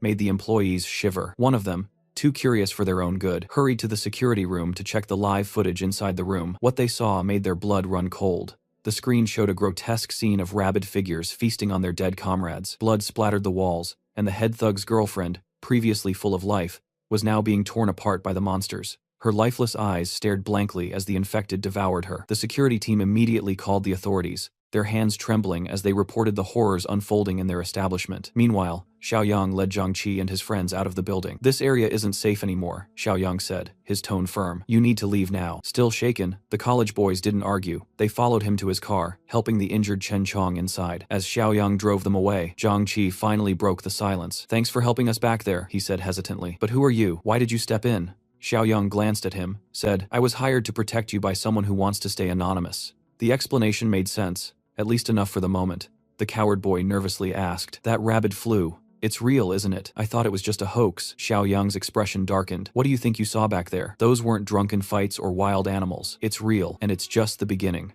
Glasses gulped, his voice trembling. Is there any cure? A vaccine? No," Xiaoyang said bluntly. "There's no cure, no medicine, and no way to stop it. It's already started, and it's only going to get worse. If you want to survive, you'll listen to everything I say from now on." As they drove through the streets, Xiaoyang's point was further proven when they saw an infected man chasing a terrified pedestrian on the side of the road. The chaos hadn't completely consumed the city yet, but the outbreak was spreading rapidly. Soon, there would be no safe place left. Looking at the back seat, Xiaoyang's mind wandered to a darker memory. In their past life, one of Zhangqi's friend had betrayed him, leading to the deaths of countless people at the hands of zombies. Zhangqi was the only one who barely survived, but the betrayal scarred him deeply. Xiaoyang's eyes flicked to the rearview mirror, scanning the faces of the college boys sitting behind him. One of them had been the traitor. The question was, which one? On the other side of town, Kui Jing was on a phone call with the man she affectionately called Honey. She had been feeling unusually anxious lately. The witch was promised some much-needed supplies, but things in her neighborhood had started to spiral out of control. Too scared to step out herself, she relied on his assurances that he'd deliver the goods as soon as he could. Just as she was about to press him for details, a sudden knock at the door startled her, nearly causing her heart to leap out of her chest. She hung up immediately, her breath shaky as she cautiously approached the door. Peeking through the peephole, she exhaled in relief. It was her friend, Xiaoya. Kui Jing quickly unlocked the door to let her in. Even as they exchanged greetings, a lingering unease hung in the air. Earlier that day, an elderly man named Lu, who lived on the building's first floor, had been taken away by both the police and an ambulance. Though the incident was hushed up, Kui Jing had heard the commotion from her apartment that morning. The two witches began to piece together what was happening around them. It was hard to dismiss the growing evidence that the rabies flu news wasn't just media fear-mongering. As for Li Shuxiong's promised delivery of supplies, it was still nowhere to be seen. Xiaoya had warned Ka Jing that greasy fatty couldn't be trusted, but they both knew he had his uses. If nothing else, he could be their pawn in a plan they just cooked up. Her idea was simple: ransack Zhang Xiaoyang's secret stockpile. The stockpile they'd learned was massive, enough to make anyone rich in the middle of this escalating epidemic. Xiaoya had already tried and failed to seduce Xiaoyong, getting herself kicked out in the process. Not wanted to give up, she had one of her devoted followers spy on him. That's how she discovered trucks regularly unloading supplies at an abandoned factory he'd refurbished. Clearly, Xiaoyong had known about the epidemic long before the news broke. The two witches decided it was time to act. They planned to use Li Shuxiong to get into Xiaoyong's fortress and take a share of his hoarded riches by force. Meanwhile, Xiaoyong had just returned to his base camp without any trouble. As his car rolled into the compound, it was hard not to be impressed by what he had built in such a short time. Zhang Qi was visibly amazed. Fortress seemed a more fitting term than base camp. Xiaoyang smiled at Zhang Qi's reaction. It was the same awe everyone felt the first time they saw it. The sound of their arrival stirred the camp's residents, who emerged with weapons at the ready. Once they recognized Xiaoyang, relief washed over their faces. Grandpa Shan and his granddaughter Shanshan were particularly glad to see him return safely. Xiaoyang reassured them he was fine and introduced his companions. He knew Zhang Qi well, but simply referred to the others as Zhang Qi's classmates. Grandpa Shan and Shanshan welcomed the newcomers warmly, assuring them they were now in a safe place. Xiaoyang quickly assigned Grandpa Shan to take the group on a tour of the fortress, explaining the rules and regulations. Glasses, one of the newcomers, couldn't help but feel like they'd walked into a military base. Before they could even start the tour, Yiming, another new arrival, timidly spoke up. He asked if they could be given weapons to help defend the fortress. Xiaoyang shot him a sharp look, suspicion flickering in his eyes. They had barely been there an hour, and this guy was already asking to be armed. That was suspicious. Glasses whispered to Yiming, urging him to tone down his eagerness. They were newcomers after all. Trust had to be earned first. To calm the situation, Xiaoyang promised that weapons would be issued to everyone in a few days. For now, their priority was to get Chen Chong's head injury treated. His condition was severe, so the medical room was their next stop. After a few hours, the boys finally managed to shake off the tension and the lingering smell of booze after their life-or-death ordeal. Yiming turned to Glasses with a grumble. "Why'd you stop me earlier?" he asked. "If you hadn't, we'd probably have guns by now." Yiming's little speech about needing protection in their current situation would have been funny if it weren't so irritating. Without weapons, he compared staying in the fortress to being under house arrest. Thankfully,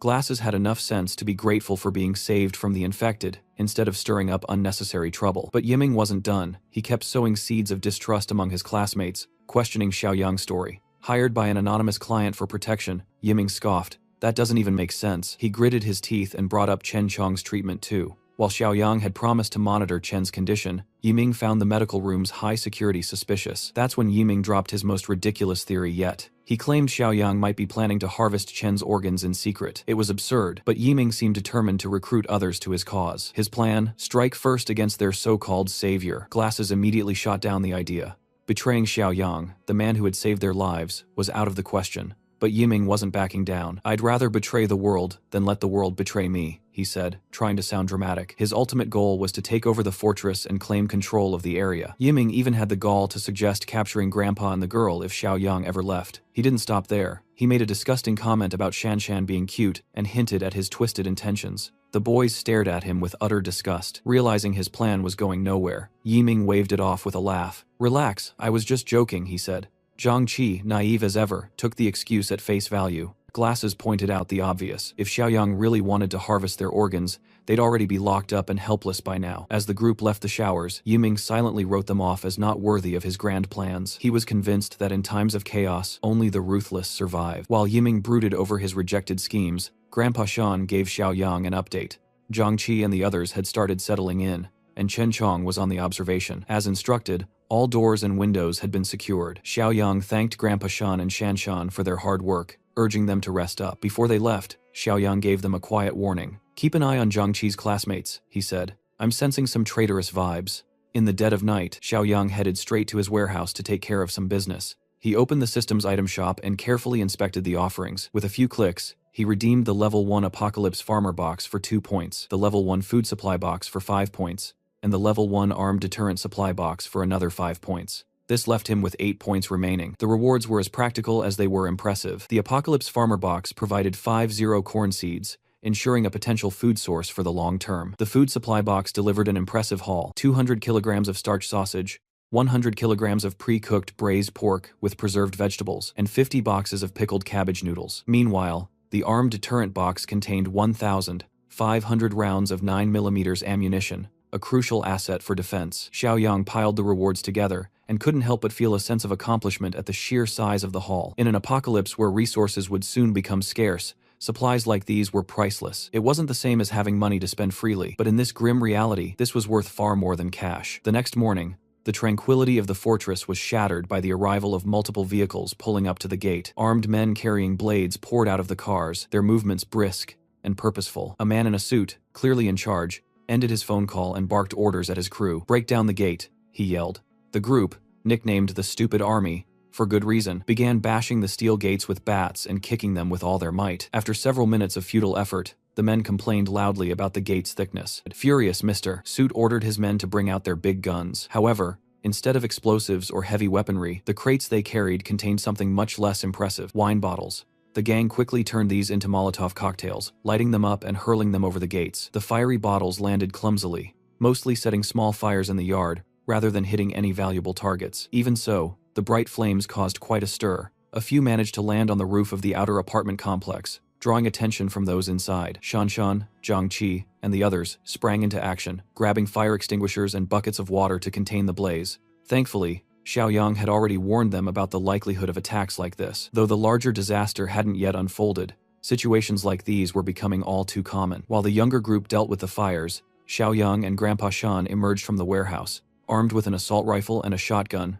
respectively. They climbed up to the watchtower for a better view of the chaos outside. Once at the top, Grandpa Shan peered at the scene below and squinted in recognition. "That guy in the suit, doesn't he look familiar? Pretty sure he's the one who had that road rage incident with us on the highway a few days ago." One of the thugs on the ground spotted the two figures standing on the watchtower and pointed them out to Mr. Suit. "Boss, there he is. That's the guy from the road." Mr. Suit's anger exploded. Recognizing Xiaoyang, he screamed obscenities, his voice carrying loud and clear to the watchtower. "You little punk, you got some nerve. Get your ass down here or I'll burn this place to the ground." Xiaoyang, calm and composed, replied coldly, "You've got 5 minutes to get off my property. If you're still here after that, you won't like what happens next." The gangsters were enraged. To them, Xiaoyang's warning was nothing more than a brat's empty threat. Instead of backing down, they doubled down on their efforts, hauling out 2 more crates of Molotov cocktails to negotiate their way in. Suddenly, Xiaoyang's system sent him a new task. While Grandpa Shan was stressing over whether they should fire a warning shot, Xiaoyang was busy reading the mission details. The task was straightforward: eliminate the threats as quickly as possible for a reward of 10 points. The generous reward quickly dispelled any notion of firing warning shots. These intruders were no innocent bystanders. They were criminal gangsters causing chaos even before society had fully broken down. Their reckless use of Molotov cocktails could have easily burned someone alive. Xiaoyang believed that leaving scum like this alive during the apocalypse would only lead to more harm for innocent people. With that thought in mind, he made his decision. Without warming, he steadied his aim and pulled the trigger. The first bullet tore into Mr. Suit's arm, stunning him in his silence and causing him to clutch his now severed limb. The man's agonized screams filled the air, and the thugs quickly realized they had picked the wrong fight. From the watchtower, Xiaoyang remained calm on the outside, though he silently cursed himself for missing the kill shot. His aim had grown rusty after living a peaceful life for so long. The thugs, panicked by the sight of the assault rifle, scattered in dove for cover behind their vehicles. Leading the retreat was none other than their injured boss, Mr. Suit. But Xiaoyang wasn't one to let his targets escape. With a grim determination, he began picking off the retreating thugs one by one. They had rained fire on his property, so he returned the favor with lead, aiming for their chests, heads, and anything else in his line of sight. It was a brutal slaughter. Mr. Suit, driven by pure adrenaline, managed to reach one of the vehicles and scramble inside, ignoring the bleeding stump that used to be his arm. He screamed at the driver to get them out of there immediately. Grandpa Shan, watching from the tower, cast a worried glance at the escaping car, but Xiaoyang showed no concern. This was why he had grabbed the automatic rifle from the armory. Taking careful aim, he tracked the vehicle's movements and unleashed a relentless barrage of high-caliber bullets. Magazine after magazine, Xiaoyang emptied his load, each shot finding its mark. Grandpa Shan observed in awe. The young man's fluid movements, aiming, firing, reloading, were a sight to behold. Even during his years of military service, Grandpa Shan had never seen such precision and efficiency. When Xiaoyang was finally done, silence returned to the area around the fortress. The fire set by the Molotov cocktails had been extinguished, and the road leading to the gate was littered with the bodies of thugs. The getaway vehicle, riddled with bullets, had broken down entirely. Everyone inside was lifeless. Their escape attempt was cut short. Without missing a beat, Xiaoyang turned to Grandpa Shan. "Call Zhangqi and the others," he said. "Have them come out and clean up the mess at the front door." But as he watched the scene below, a new idea formed in his mind. It was still the early days of the apocalypse, and this incident could be used to their advantage. Instead of disposing of the bodies, he could allow them to mutate into zombies. This would create practical combat scenarios to help Zhang Qi and Shan Shan develop their fighting skills. With a faint smirk, Xiaoyang revised his instructions. Leave them where they are. We'll use this for something more productive later. Not far from the fortress, another group of cars and vans approached, closing in steadily. Inside one of the white cars, Li Shuxiang impatiently asked if they were close to the site. Xiaoya, seated beside him, answered with her usual cutesy and playful tone, cheerfully assuring him they'd arrive after the next intersection. In the back seat, Jing was growing increasingly irritated by Xiaoya's act. To her, it was obvious that Xiaoya was putting on this performance to keep Li Shuxiang, her gangster sugar daddy, entertained. Jing, being no stranger to manipulation, could easily see through another schemer's moves. When they finally pulled up to the outskirts of the fortress, Jing turned to Li Shuxiang and told him to wait while she and Xiaoya went ahead to investigate. The moment Jing stepped out of the car, she tried to drag Xiaoya into her scheme, insisting that Xiaoya was the only one who knew the exact location of Xiaoyang's supposed factory. Xiaoya, however, didn't want to get involved, pointing out the obvious. She claimed it was the building directly ahead, adding that it was impossible to miss. She also complained that her shoes weren't suitable for walking long distances. But Jing wasn't taking no for an answer, ignoring Xiaoya's protests. Even her request to grab her phone, Jing physically dragged her out of the car. Reluctantly, Xiaoya followed, though she silently fumed at being forced into this mess. Back in the car, Li Shuxiang called his crew to action. Get ready to move at a moment's notice, he ordered. He planned to lead the charge with the vans packed full of young thugs and veteran gangsters following close behind. As they walked toward the fortress, Xiaoya whispered her frustrations to Jing, making it clear she didn't want to be dragged into whatever chaos was about to unfold. But Jing, ever suspicious, saw through Xiaoya's reluctance. She assumed Xiaoya was making a play for her gangster sugar daddy. The truth was far more calculating. Xiaoya had no interest in Li Shuxiang. She had dressed up and played her part in hopes of catching the attention of Xiaoyang. After all, Jing's involvement with Fatty had already compromised her in Xiaoyang's eyes. As they approached the gate, the women finally noticed the grisly scene ahead. The road leading to the fortress was littered with corpses riddled with bullet wounds. Xiaoya froze in fear, urging Jing to turn back. Judging by the dried blood, it was clear the bodies had been there for some time. Jing, however, was undeterred. She guessed that the bodies belonged to two rival groups who had fought over Xiaoyang's supplies. With hardened criminals lying dead in the aftermath, she assumed that Xiaoyang, the supposed loser, must have been caught in the crossfire. But even if he hadn't survived, the supplies were all that mattered. Xiaoya tried to reason with her, suggesting they let Li Shuxiang and his boys handle the situation. But Jing insisted on sneaking closer to check if the factory gates were locked.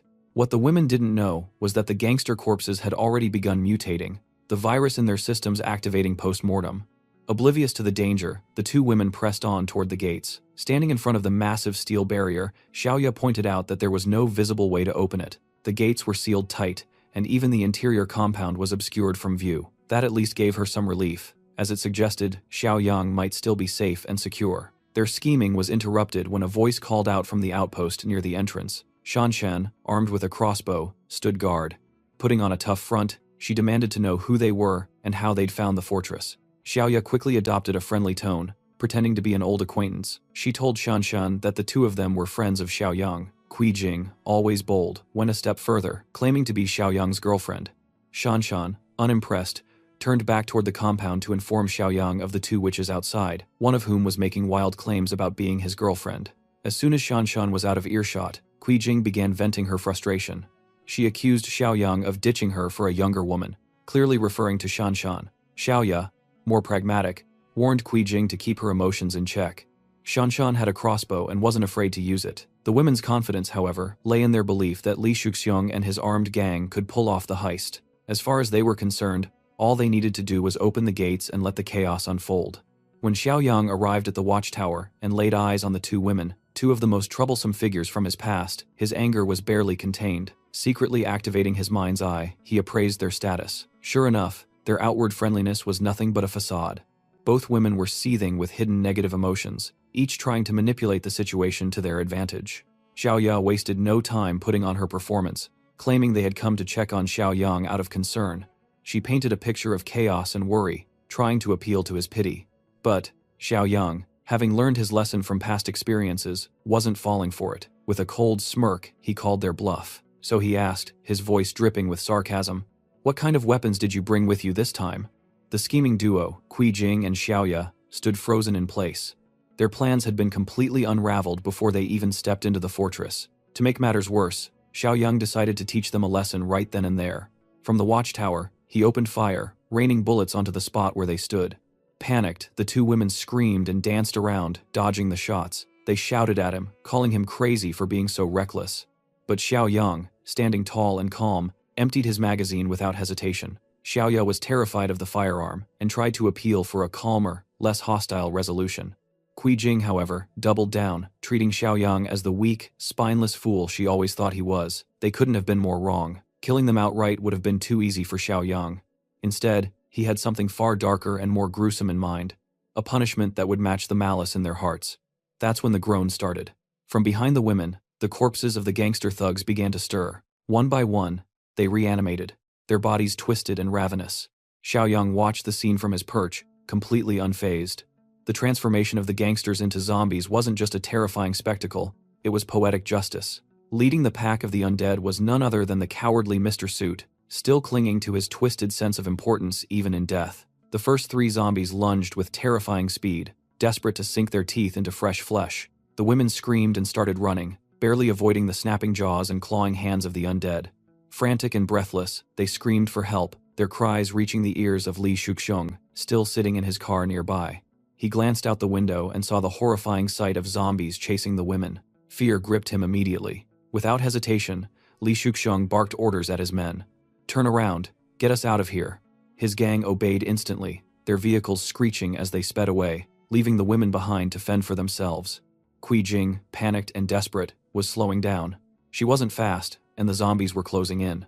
But she wasn't about to go down without trying something underhanded. With no hesitation, she threw her purse forward, aiming for Xiaoya, the faster runner. The purse's strap caught around Xiaoya's ankle, tripping her. Xiaoya fell face first onto the pavement, injuring herself badly. She barely had time to recover before the zombies pounced on her. Their teeth tore into her flesh as she screamed in agony. Blood splattered everywhere as they devoured her, their hunger insatiable. Xiaoya's cries turned into gurgles of rage and betrayal. In her final moments, her bloodshot eyes locked onto Kui Jing, who had deliberately sacrificed her. But Kui Jing didn't stop to look back. Instead, she kept running, muttering to herself that Xiaoya deserved it. Her callousness knew no bounds. From the watchtower, Xiaoyang observed the entire scene, his expression cold and detached. As Xiaoya met her grisly end, the system in his mind chimed, awarding him 10 more points for eliminating a threat. Meanwhile, Shanshan, standing nearby, was horrified. She had never seen zombies before, and the sight of the dead gangsters reanimating into flesh-hungry monsters was almost too much for her to handle. Xiaoyang, still calm, explained the situation to her. "This is the true beginning," he said. "The air is filled with infectious alien particles now. Anyone exposed to the outdoors for too long, especially the dead or weak, will mutate quickly." He wasn't interested in watching the chaos unfold any longer.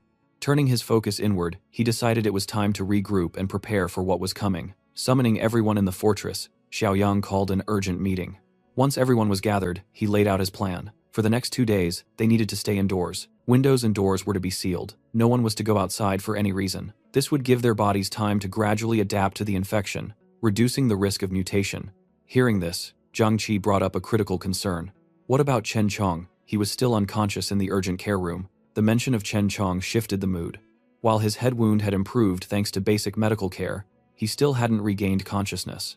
Worse, his condition was deteriorating. It was clear that the infection was spreading rapidly through his body. Even though his subconscious fought back against the mutation, the virus was relentless. His veins bulged visibly, the infection coursing through him like wildfire. Meanwhile, the city had descended into utter chaos. Violence and pandemonium filled the streets. Some people were trying to escape, some were losing control, and others were eating each other. Zhang Shengzi, hiding in his home and peeking through the window, muttered to himself, "It's complete madness out there." He had a plan. As soon as night fell, he would head to a warehouse to gather supplies for his family. Until then, he warned his wife and child to never open the door for anyone except him. But just then, someone started banging on the door. The loud, successive knocks sent a wave of tension through the room. The family froze, wondering what or who could be on the other side. Shengzi gestured to his wife and child to stay silent. Grabbing a golf club from his kid, he cautiously approached the door to check the situation. A voice called out, "Brother Zay." Hearing this, the old man sighed in relief. It was his old buddy, Yang Tao, or so he thought. Zay began to pull the handle to let his friend in, but before he could, the visitors forced their way in with a powerful kick that sent Zay flying across the room. His frail body hit the wall with a thud. What he believed to be a friend was far worse, far more dangerous than even the zombies outside. A gang of furious thugs surrounded him, their anger palpable. As his former colleagues loomed over him, he desperately tried to meet Yang Tao's eyes, hoping to appeal to whatever goodwill might be left. He reminded Yang Tao of how well he had been treated in the organization, but Yang Tao wasn't buying it. To him, Zay had always been an arrogant boss who saw Yang Tao as nothing more than a disposable lackey. Sure, Yang Tao had made decent money, enough to put a down payment on a house, but Zay earned enough to buy entire neighborhoods. But this wasn't about the past, it was about business. The thugs weren't here to chat, they wanted the warehouse keys and an address. Zay's defiance was starting to test their patience. Seeing his stubbornness, Yang Tao made his way toward Zay's wife and child. Without hesitation, he grabbed the wife by her hair, forcing Zay to watch in horror. The little boy, driven by pure instinct, charged at Yang Tao to protect his mother. But the size difference was too great. All the child could do was sink his teeth into the thug's arm, his face soaked with tears of fear. It didn't work. Yang Tao retaliated with a sharp slap that sent the boy reeling. Watching his family suffer, Zay's anger boiled over. He shouted at Yang Tao, demanding he come after him instead. Yang Tao, however, remained calm. He promised no further harm would come to the mother and child if Zay cooperated and led them to the warehouse. Left with no choice, Zay complied, and the group set off, dragging him along as their hostage. They soon arrived at the warehouse. The mechanical door creaked open, revealing only a few scattered supply boxes, a far cry from the treasure trove the thugs had expected. It turned out that most of the stock had already been sold, even the nearly expired food to a big client. Hearing the name Zhang Xiaoyang, their wealthy buyer, sparked a new idea in Yang Tao's mind. Why stop here? They could raid Zhang Xiaoyang's factory and claim his massive stockpile of supplies for themselves. If they succeeded, they'd be set for life. Brother Zay strongly advised against such a reckless plan. During his routine deliveries, he had accidentally spotted a young man carrying a gun. This led him to suspect that Xiaoyang had somehow learned about the looming disaster beforehand. Yang Tao, however, remained calm and unbothered by the mention of guns. To him, it was a matter for Brother Zay to handle, not his concern. The thug's explanation was simple yet chilling. His job was to take Zhang Xiaoyang's supplies in exchange for ensuring the safety of his wife and son. Yang Tao called it a fair trade. But Brother Zay was trapped in a terrible dilemma, torn between saving his family and his moral compass, unsure how to navigate the crisis. Back in Xiaoyang's seemingly impenetrable fortress, the situation was tense yet quieter. Following repeated failed invasion attempts, the group had assembled in the urgent care area to confront a grim reality. Their biggest problem now lay in the bed before them, Chen Chong, who had succumbed to the infection. After losing consciousness for several days, he had finally woken up, but his mind was gone. His body was alive, but his humanity had been lost. His classmates were devastated. Tears flowed as they mourned their brave and kind friend. Almost everyone was crying. Everyone except Yiming. Unlike the others, Yiming boldly declared that they should kill Chen Chong immediately. His suggestion shocked the group. Xiaoyang turned to look at the defiant young man, while Zhang Qi glared at him with disgust and disappointment. How could you suggest something so cruel? But Yiming stood firm. He argued that Chen Chong was already gone. If they didn't put an end to his suffering now and he somehow broke free, everyone's lives would be at risk. Xiaoyang, known for his pragmatism, agreed with Yiming's cold logic. The chances of recovery were nearly zero. Slowly, he drew his combat knife and unsheathed the blade. But instead of handling the matter himself, Xiaoyang handed the knife to Yiming. "You want him gone? Then you do it," Xiaoyang said calmly. Yiming froze, fear spreading across his face. Every fiber of his being resisted the idea of carrying out the execution. Xiaoyang, unimpressed, reminded him of how he had been asking for a weapon since the beginning. "Here's your weapon," Xiaoyang said, pushing the knife closer. "Use it." But Yiming couldn't bring himself to move. His hands trembled, his courage failing him completely. After a tense moment, Zhang Qi stepped forward. Swallowing his fear, he took the knife from Xiaoyang's hand. "I'll do it," Zhang Qi said, with determination. He wasn't proud of the decision, but he knew it had to be done. If Yiming was too much of a coward to act, then he would. As he gripped the knife, Zhang Qi hesitated. His mind wrestled with the reality of the situation. Could he really go through with it? Xiaoyang, observing his hesitation, asked calmly, "Are you sure? Once you do this, there's no going back. If you're wrong, It makes you a murderer. Zhang Qi clenched his jaw. I trust you, he said to Xiaoyang, his voice firm despite the turmoil in his heart. Xiaoyang smiled faintly, almost as if he had expected this response. He gave Zhang Qi the green light. Zhang Qi approached Chen Chong's bedside, tears streaming down his face. He raised the knife high, aiming for his friend's throat. His hands shook as he prepared to strike. But just as the blade was about to pierce the flesh, Xiaoyang intervened. The knife stopped midair. Zhang Qi, startled and confused, turned to Xiaoyang, desperate for an answer. Why did you stop me? He asked with a shaky voice. The answer was straightforward. The system had given Xiaoyang an intriguing evaluation. For now, he instructed everyone to leave. They had something extraordinary in their possession, a zombie that still held value. Chen Chong had transformed into a rare mutated variant, a discovery of immense significance. The group left the urgent care unit and went about their tasks within the fortress, leaving only Xiaoyang and the mutated zombie behind. Chen Chong, now a grotesque creature, thrashed violently, desperate to sink his teeth into Xiaoyang's flesh. His bulging veins, dark and foreboding, were enough to haunt anyone's dreams. But not Xiaoyang. Standing face to face with the aggressive mutant, Xiaoyang remained calm, even exhilarated. With a hint of excitement in his voice, he told the creature it had an important mission to fulfill. Outside, near the fortress on the town's outskirts, a car was swerving uncontrollably, struggling to stay on course. With no other vehicles on the road, the poorly driven car eventually crashed into a lamppost, rendering it useless. Brother Zhe stepped out, scratching his head in frustration. His bad luck had cost him a car before reaching his destination. Fortunately, the factory wasn't far, just a short walk away, so he was almost there. However, his calm demeanor quickly shifted to fear when a gang of zombie stragglers attacked. Drawn by the noise, Brother Zhe foolishly shielded himself with his arm, allowing the zombie to bite deep into his flesh. He pushed the mindless monster away, his left arm bleeding. As the zombie staggered to its feet, Brother Zhe ran back to the wrecked car, desperate to find the crowbar he had prepared as a weapon. It might help, but would it be enough? His anger and adrenaline fueled his strength as he swung the crowbar, striking the zombie across the face with a brutal hit.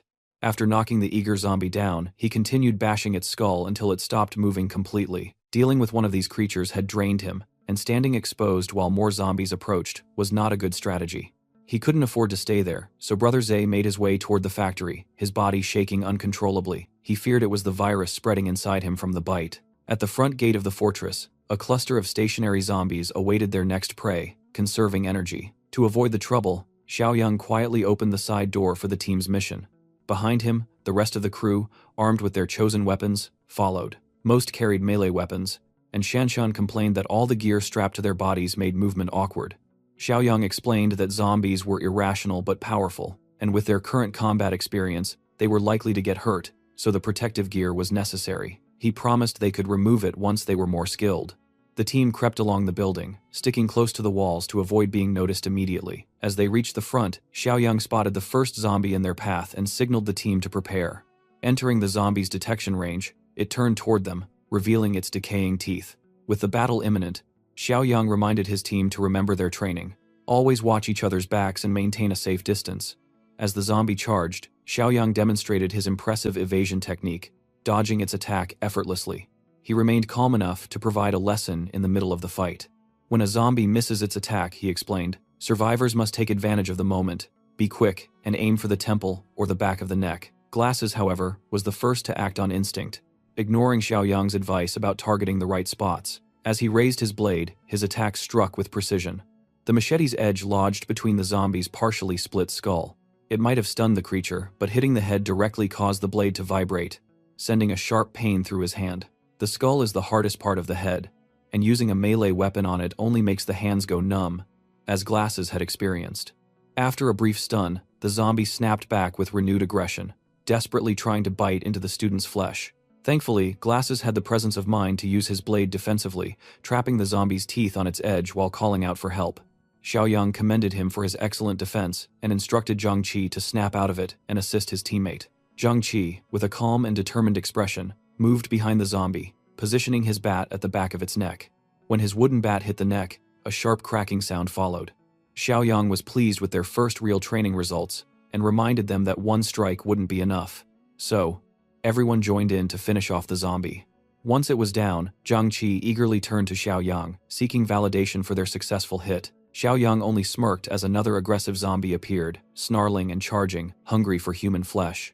Jiang Qi's face turned worried, fearing Xiaoyang might be sneak attacked by the mindless corpse. But instead of a bite, the group watched as Xiaoyang turned around, grabbing the zombie by the head like a toy. He pushed its mouth away from his body while the zombie struggled helplessly. Xiaoyang reminded everyone to follow his example, always observing their surroundings and never letting their guard down. Jiang Qi took this lesson to heart, while the others were simply amazed by Xiaoyang's proficiency with just his bare hands. Meanwhile, Brother Zhe, still fighting through his bite wound, inched closer to the factory gate. From his hiding spot, he could see more mutants wandering the area. He began to wonder if Zhang Xiaoyang had already met his end when he suddenly heard voices near the outer wall. He recognized Xiaoyang's face and moved closer for a better look. Using a van as cover, he peered through and saw Xiaoyang with a group of strangers hunting mutants, crushing their skulls with every blow. However, the desperate gangster failed to notice something lurking beneath the van. It was none other than Xiaoya, or what was left of her. Despite the zombie infection, her heavy makeup hadn't changed her face much. She reached up, grabbing Brother Zhe's foot and refusing to let go. Her sudden grip made him stumble, and when he looked down, his eyes widened in terror. Xiaoya's torn mouth opened to emit a guttural roar, her clothes in tatters. It seemed like this might be the end for Brother Zhe. Before he even had a chance to fight back, as he braced for death, a gunshot rang out. Someone had taken pity on him and saved him. It was none other than our hero, Xiaoyang. Now, the zombie Xiaoya was headless, and not just in a metaphorical sense. Her head was physically gone. Brother Zhe was left disgusted, throwing the corpse away from him. When Xiaoyang saw Zhe, he was surprised to find him there and immediately asked what he was doing in this chaotic situation. Zhe, like all of his previous fake friends, didn't rush to explain himself. Instead, he pretended to be pleased to see Xiaoyang alive, even with the madness all around them. But as he got closer, Xiaoyang noticed a bite mark on Zhe's arm. In the heat of the moment, Zhe didn't realize it, but Xiaoyang pointed it out clearly with the barrel of his automatic rifle, warning him not to come any closer. At that moment, Zhe realized his fate was sealed. He wasn't giving up though. He had one last chance to save his family. Zhe begged Xiaoyang not to shoot him yet, and asked for a favor. Xiaoyang agreed to listen, but only on the condition that Zhe stayed where he was. This was Zhe's last effort to save his family. He was already infected, and soon he would become one of those crazy zombies. But he still had one final request. Yang Tao had kidnapped his wife and son and was using them to blackmail Zhe, forcing him to infiltrate Xiaoyang's base and seize all of its resources. Zhe admitted that he wasn't a good person, but even he had never done anything as evil as what Yang Tao was doing to his innocent family. He feared for their lives, knowing that if they were left in Tao's hands, their fate would be worse than his own once he turned into a zombie. So, Zhe pleaded with Xiaoyang to take care of his family. Even though he knew he had only helped him before for his own benefit, Xiaoyang was aware of Zhe's greed, but he had to admit that Zhe had saved him time in the past. He pondered the right thing to do. The fortress had enough space, and the number of men far outweighed the women. Breaking that balance wouldn't be an issue. Luckily, he didn't have to think long. A notification from the system arrived, offering a new mission called Entrust the Wife and Child. To complete it, Xiaoyang would have to rescue Zhe's family, and he would gain more points for this task than for clearing out zombies near the fortress. Without hesitation, Xiaoyang agreed to take care of Zhe's family. Zhe, overwhelmed with gratitude, couldn't believe Xiaoyang's kindness. He even bowed, saying that he could never repay him in this life, but would serve him faithfully in the next life. But Zhe had one final request. Xiaoyang pretended not to understand. But it was clear Zhe didn't want to turn into one of those monstrous zombies and put his family at risk. He asked Xiaoyang to end his life now. Xiaoyang, however, wasn't in a hurry to act. Unlike Zhe, he understood how the apocalyptic world worked. Instead, he told Shashan to bring a bicycle from the warehouse for Zhe. He advised him to go as far from people as possible to a completely isolated place. Zhe didn't understand why Xiaoyang was doing this, but he didn't question it. He didn't have much time left and had no choice but to follow Xiaoyang's instructions, driven by thoughts of his wife and son. Zhe took off on the bicycle, determined to escape the inevitable zombie transformation that was already spreading through his body. Meanwhile, Xiaoyang and his team finished clearing out the zombies near the fortress. They piled them up, drenched them with fuel, and set them on fire. It was a tough day, and they were exhausted, but at least now the zombies would never rise again. Xiaoyang's team was now experienced enough to defeat a zombie in close combat without taking damage. However, when dealing with larger groups, they were still unprepared. Xiaoyang quickly advised his team to head back to the fortress, where he entrusted Grandpa Shen with a critical task: guarding the weapons warehouse. The safety of the fortress would be in the old man's hands while Xiaoyang went into the city that night. Grandpa was curious about Xiaoyang's plans. Zhangqi wanted to accompany him, but Xiaoyang quickly reassured them there was no need. They weren't ready for the dangers of the city, and it was more important to protect the fortress. He had to trust the old man to handle the defense. Before leaving, Xiaoyang loaded up on melee and ranged weapons and prepared to buy more supplies from the system store. Unfortunately, it was updating too slowly, and he was frustrated. He manually updated the store and 3 new supply boxes appeared: Black Tech, Life-Saving, and Armed Deterrent.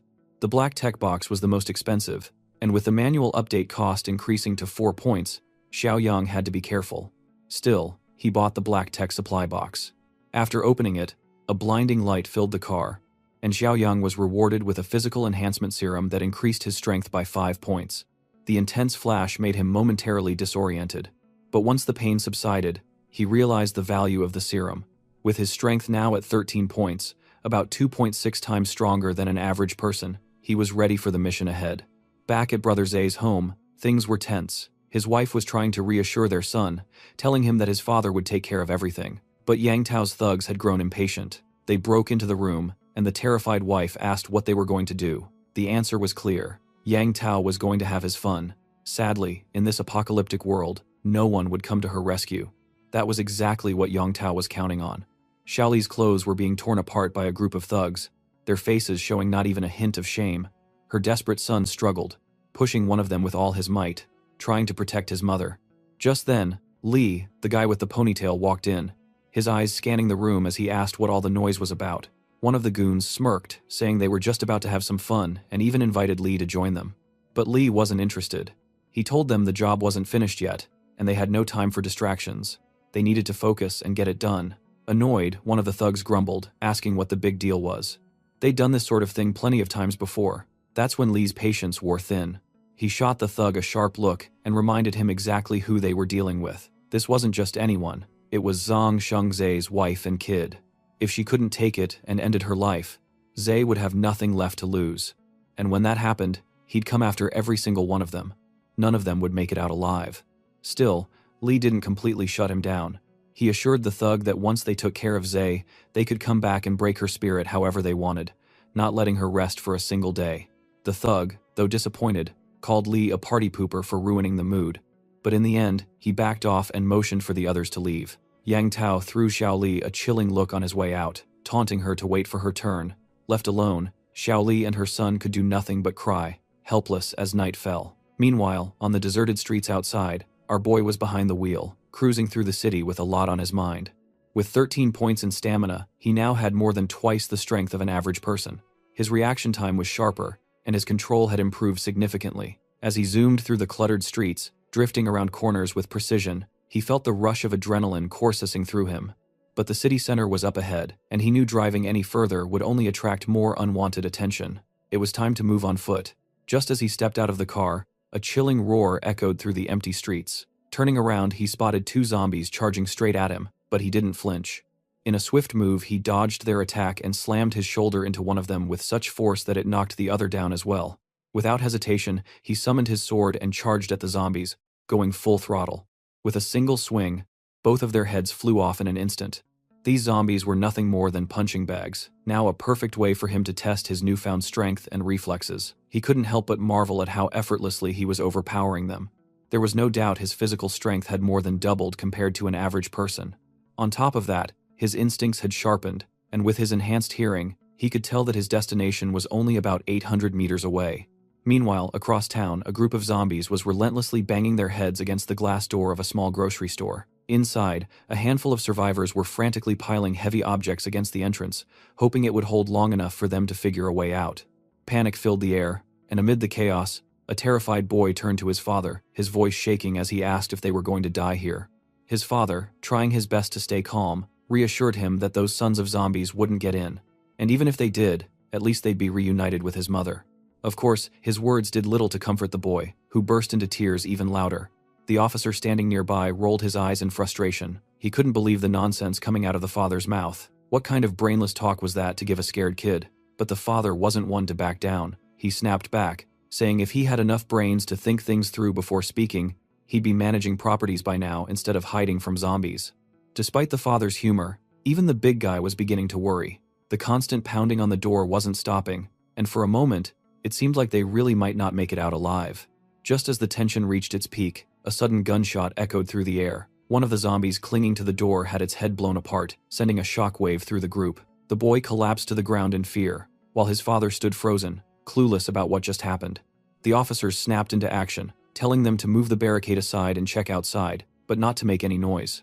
Slowly and carefully, they peeked through the narrow gap, only to realize that all the nearby zombies had already been taken care of. Relieved, but still cautious, they stepped outside. The boy's eyes widened in shock as he suddenly blurted out something about a mutant.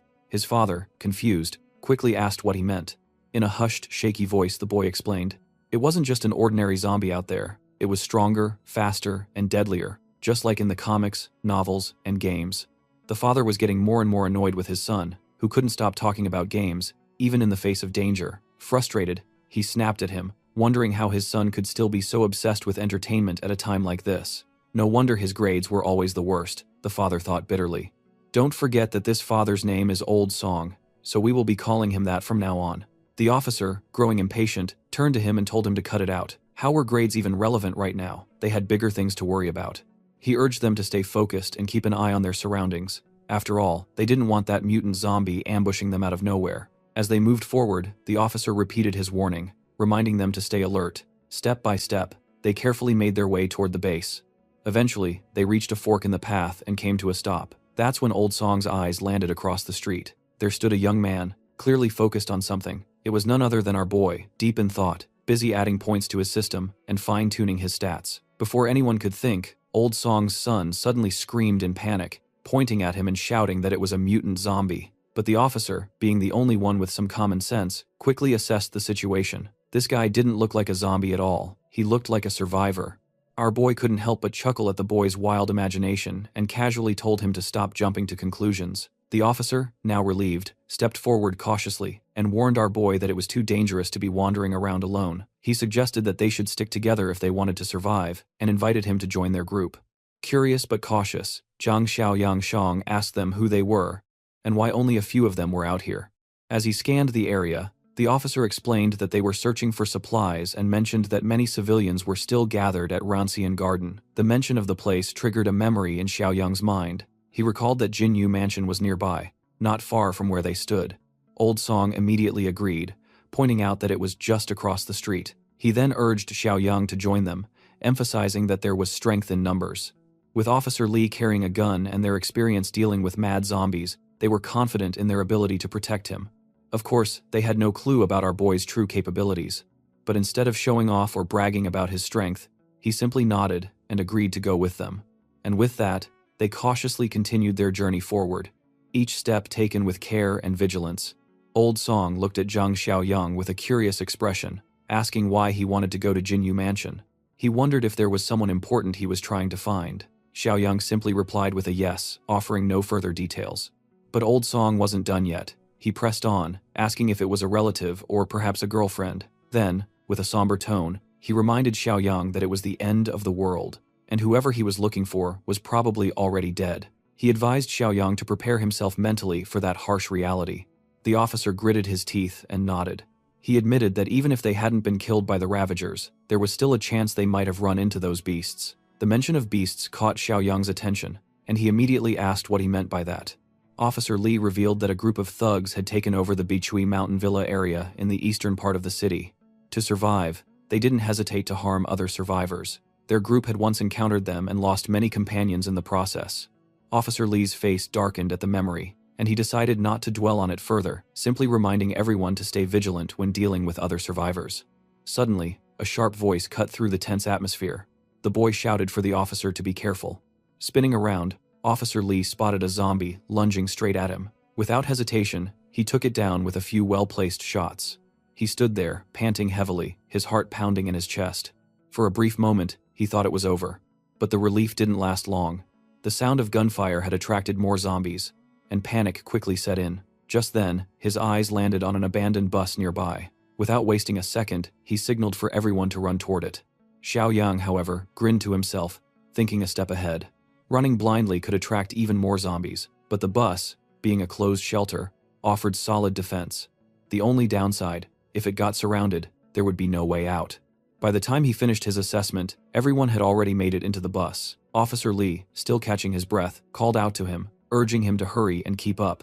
Just as the tension reached its peak, Zhang Xiaoyang jumped into the bus, and Officer Lee wasted no time slamming the door shut behind him.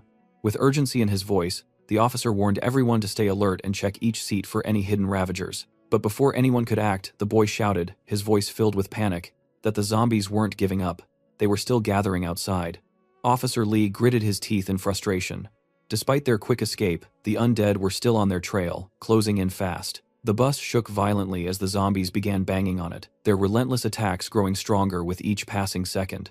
The officer struggled to keep the door shut, but it was clear the pressure was becoming too much for him. Just then, Xiaoyang stepped forward and, without hesitation, slammed the door with such force that the zombies were thrown back, and the door sealed shut completely. Officer Lee stood there stunned, his jaw hanging open in disbelief. The sheer strength Xiaoyang displayed was beyond anything he could have imagined. Without wasting a moment, Xiaoyang came up with a plan. He firmly stated that he'd hold the door shut, buying them time, while the others should break the windows and fight back. Surprisingly, Officer Lee nodded, deciding to put his trust in Jiang's judgment. Without delay, they shattered the bus windows, and Old Song took the lead, striking down the zombies that tried to cling to the vehicle. The others quickly joined in, making sure Old Song didn't lose his balance while hanging out the window. Meanwhile, Officer Lee held back from using his bullets, carefully counting his remaining rounds. He knew he couldn't afford to waste them, and needed to save them for when things got truly desperate. That's when Xiaoyang pulled out a crossbow, casually handing it to the officer. Lee stared at him in confusion, unable to comprehend how Xiaoyang had just produced the weapon out of nowhere. Xiaoyang simply shrugged and said he'd picked it up earlier, as if it was no big deal. With no time to question further, Old Song and Officer Lee got to work, using the crossbow and their own strength to push back the attacking horde. After what felt like an eternity, they finally managed to clear out the zombies and step out of the bus they had been using as shelter. The boy, now beaming with confidence, puffed out his chest and declared that they had just turned a dangerous situation into a safe one. He was convinced this wasn't mere luck. Surely they were the chosen ones, the children of fate in this apocalypse. But before his excitement could get out of hand, Xiaoyang firmly reminded everyone to stay cautious and avoid making the same careless mistakes again. Meanwhile, back at the fort, everyone was anxiously hoping that things would go smoothly for Zhang Xiao. Yiming decided to keep watch. Seeing his sudden enthusiasm, the guy with glasses couldn't help but tease him, asking why he was suddenly so dedicated. Annoyed by the remark, Yiming shot back, telling him to stop talking nonsense. He reminded him that he had always been sincere about his duties. The fatty, realizing he might have pushed too far, quickly backed down and asked why Yiming was getting so worked up over a little joke. Despite the light-hearted moment, Grandpa Shen stepped in, deciding that since Yiming was willing to take charge bravely, everyone else should head back to their rooms and rest. They needed to be well prepared to make the most of Yiming's help. Before leaving, he advised Yiming to wake everyone immediately if anything unusual happened. As the night deepened and silence settled over the fort, Yiming sat quietly, realizing how late it had gotten. He knew the others were already fast asleep, but his mind remained focused on his real goal. He was determined to settle things before our boy returned. In the dimly lit room, the old man slept soundly, the key to the weapons room lying just inches from his pillow. Moving with practiced stealth, Lu Yiming quietly opened the door and crept inside. Step by step, he approached the bed, his eyes fixed on the key. Just as his fingers were about to grab it, the old man stirred unexpectedly, his voice breaking the silence as he groggily demanded to know what Yiming was doing. But before he could react further, Yiming landed a solid punch to his face, knocking him out cold. Without wasting a second, Yiming snatched the key and bolted out of the room. The old man, groaning in pain, called after him, shouting for the key to be returned. His cries quickly roused the others, and within moments, the entire fort was in an uproar. As the old man frantically explained what had happened, everyone sprang into action, chasing after Yiming. But Yiming was one step ahead. As he ran, he tossed anything he could find in their path. Chairs, boxes, anything to slow them down. Strangely enough, instead of simply jumping over the obstacles, they all stood there as if frozen, like game characters stuck behind an invisible wall in a restricted area. It was almost comical how easily they were stopped. While making his escape, Yiming noticed the nursery room up ahead. Since he was already in this deep, he figured he might as well go all the way. He slipped inside, where Chen Chong, the zombie, was strapped to the bed. As Yiming cautiously approached, the zombie Chen suddenly lashed out with its free hand. Yiming stumbled back in shock. Realizing that only one hand was properly restrained, He wondered if the straps had been too loose when they tied the creature down. Oddly enough, instead of feeling worried, Yiming grinned. If the zombie was already partially free, it would save him the trouble of untying it himself. Meanwhile, the others finally made it past the obstacles. But what they found in the corridor was far from pleasant. Frustration was evident on their faces as they realized Yiming had gone out of his way just to let Chen Chong out of the infirmary. The old man couldn't help but regret not realizing sooner what a snake Yiming was. But Shanshan quickly reminded him that there was no point in regretting now. They needed to focus on what to do next. With all their weapons locked in the warehouse, their first priority was to make sure the zombie was secured back in the infirmary. Grandpa Shen decided they should use the method Zhang Xiaoyang had taught them earlier. Stay cautious and avoid letting the monster get too close. With that in mind, they cautiously approached the zombie. In a swift move, Zhang Qi grabbed the creature by the neck, while the other two quickly pinned its hands down. The old man, taking charge, pointed toward the infirmary and told them to drag it back inside. With a quick countdown of 3, they shoved the zombie back into the infirmary and locked the door as securely as possible. Once the door was shut, Zhang Qi couldn't help but wonder aloud if restraining the zombie had been easier than expected. Surprisingly, everyone else felt the same way. But before they could dwell on it, the old man brought them back to reality, reminding them that they had wasted too much time. By now, that little brat must have already grabbed all the weapons. And just as he finished speaking, Yiming appeared with a smug look, questioning the old man's audacity to call him a little brat. To make things worse, he now had a gun in his hands. Unfortunately for everyone, the storeroom only had one weapon, which annoyed Lu Yiming, but he figured it was enough to deal with them all. Once he was done with them, he could take his time searching for the rest. With the gun pointed straight at them, Yiming ordered them to move back into the room. Zhang Qi tried to reason with him, reminding him that it was Zhang Xiaoyang who saved everyone and gave them a chance to survive. But Yiming simply sneered, saying that just because he saved them didn't mean they had to serve him like slaves for the rest of their days. The old man, furious, called him an ungrateful fool, but there wasn't much they could do now. Meanwhile, inside the infirmary, Chen Chong seemed to have his own plans. Watching the heated argument unfold outside, it looked like he was about to make his move. But before anything could happen, the scene shifted to Rancian Garden. There, Officer Li was giving precise directions to Zhang Xiaoyang, explaining how to reach Jinyu Mansion. He warned that the layout of the residential area was complex, making it an easy hiding spot for zombies. Xiaoyang needed to be extra careful. Officer Li advised him to use the side gate of the community instead of the main gate. It would be safer that way. Xiaoyang nodded, taking the advice to heart, and assured Officer Li that he'd keep it in mind.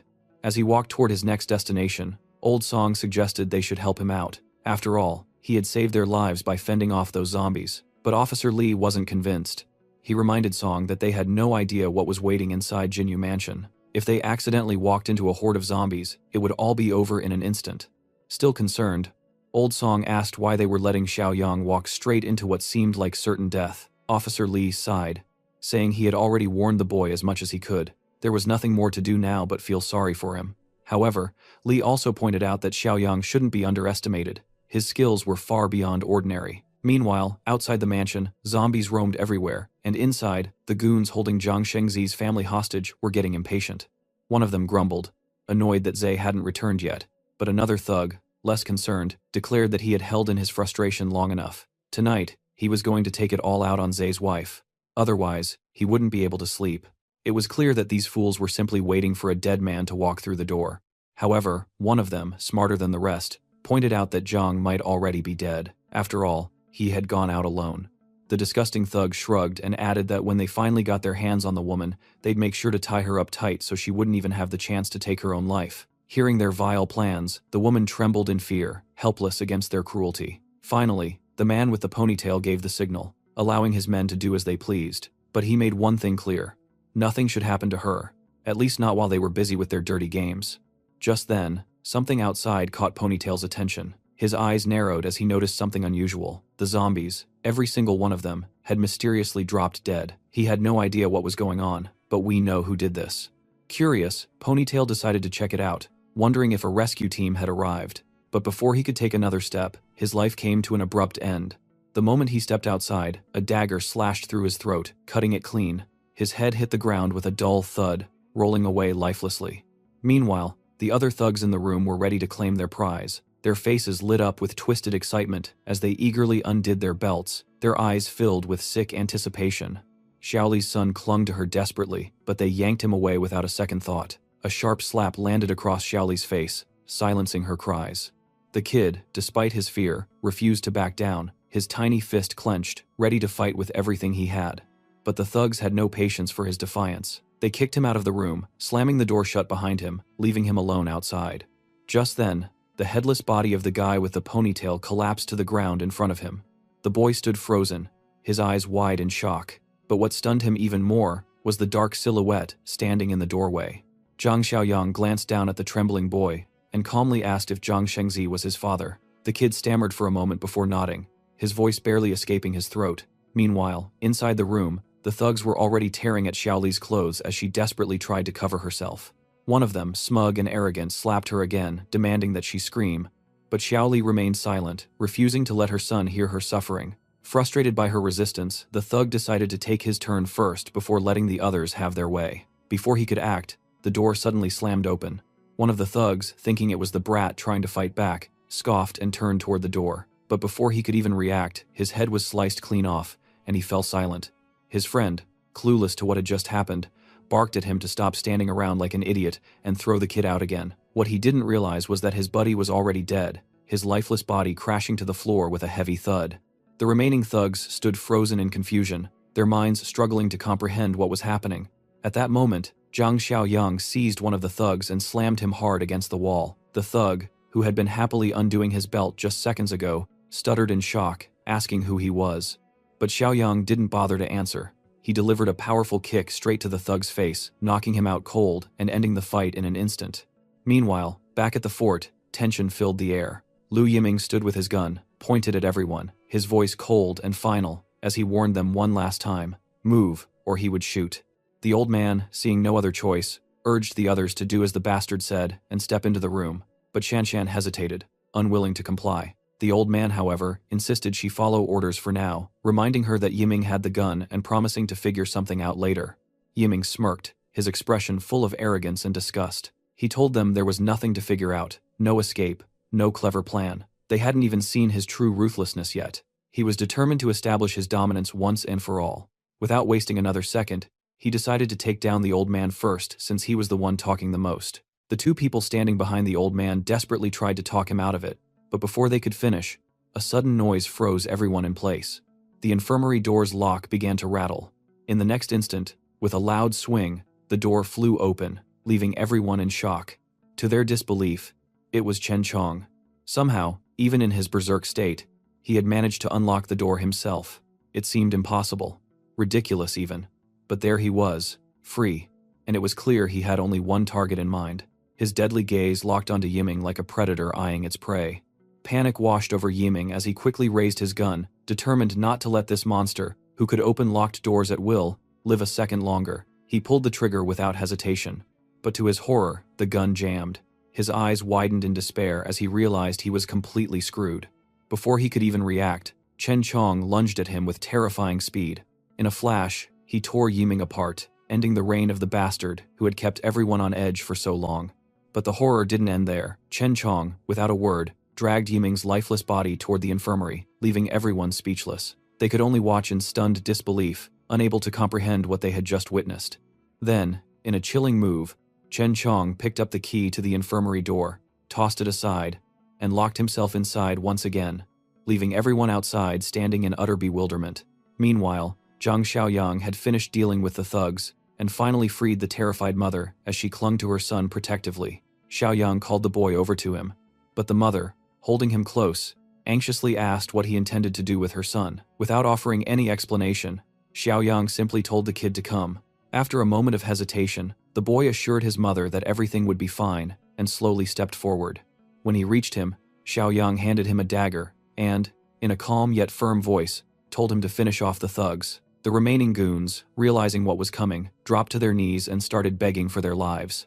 Even the mother, desperate and afraid, pleaded with Xiaoyang, insisting that her son was just a child, but Xiaoyang's response was unwavering. He stated that the boy wasn't just a kid anymore. Everything changed from this moment on. From now on, he was the one responsible for protecting his mother, and if he wanted to keep her safe, he needed to gather his courage and eliminate the monsters who had hurt her. As the disgusting smirks of the thugs flashed through his mind, a wave of anger surged within the boy. Fueled by rage and newfound determination, he charged at them, striking them down one by one. The mother's horrified gaze never left her son, and though the thugs were finally gone, the boy's heart remained heavy. He knew that no matter how many enemies he defeated, his father was never coming back. Overwhelmed by grief and frustration, he turned to Xiaoyang and asked if his father was really gone. Pushing up daisies now, Xiaoyang, with a heavy heart, gave him a solemn yes. Unable to bear the weight of reality, the boy let the bloody knife slip from his hands and ran straight into his mother's embrace, holding her tightly, searching for comfort in her warmth.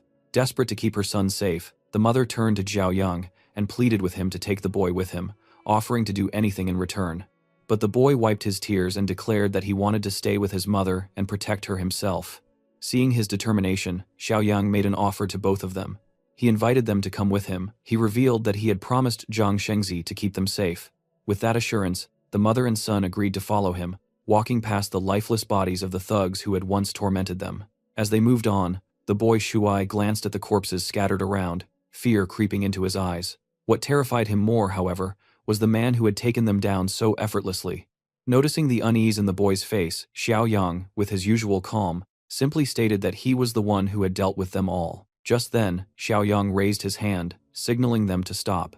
His sharp instincts picked up on something suspicious nearby.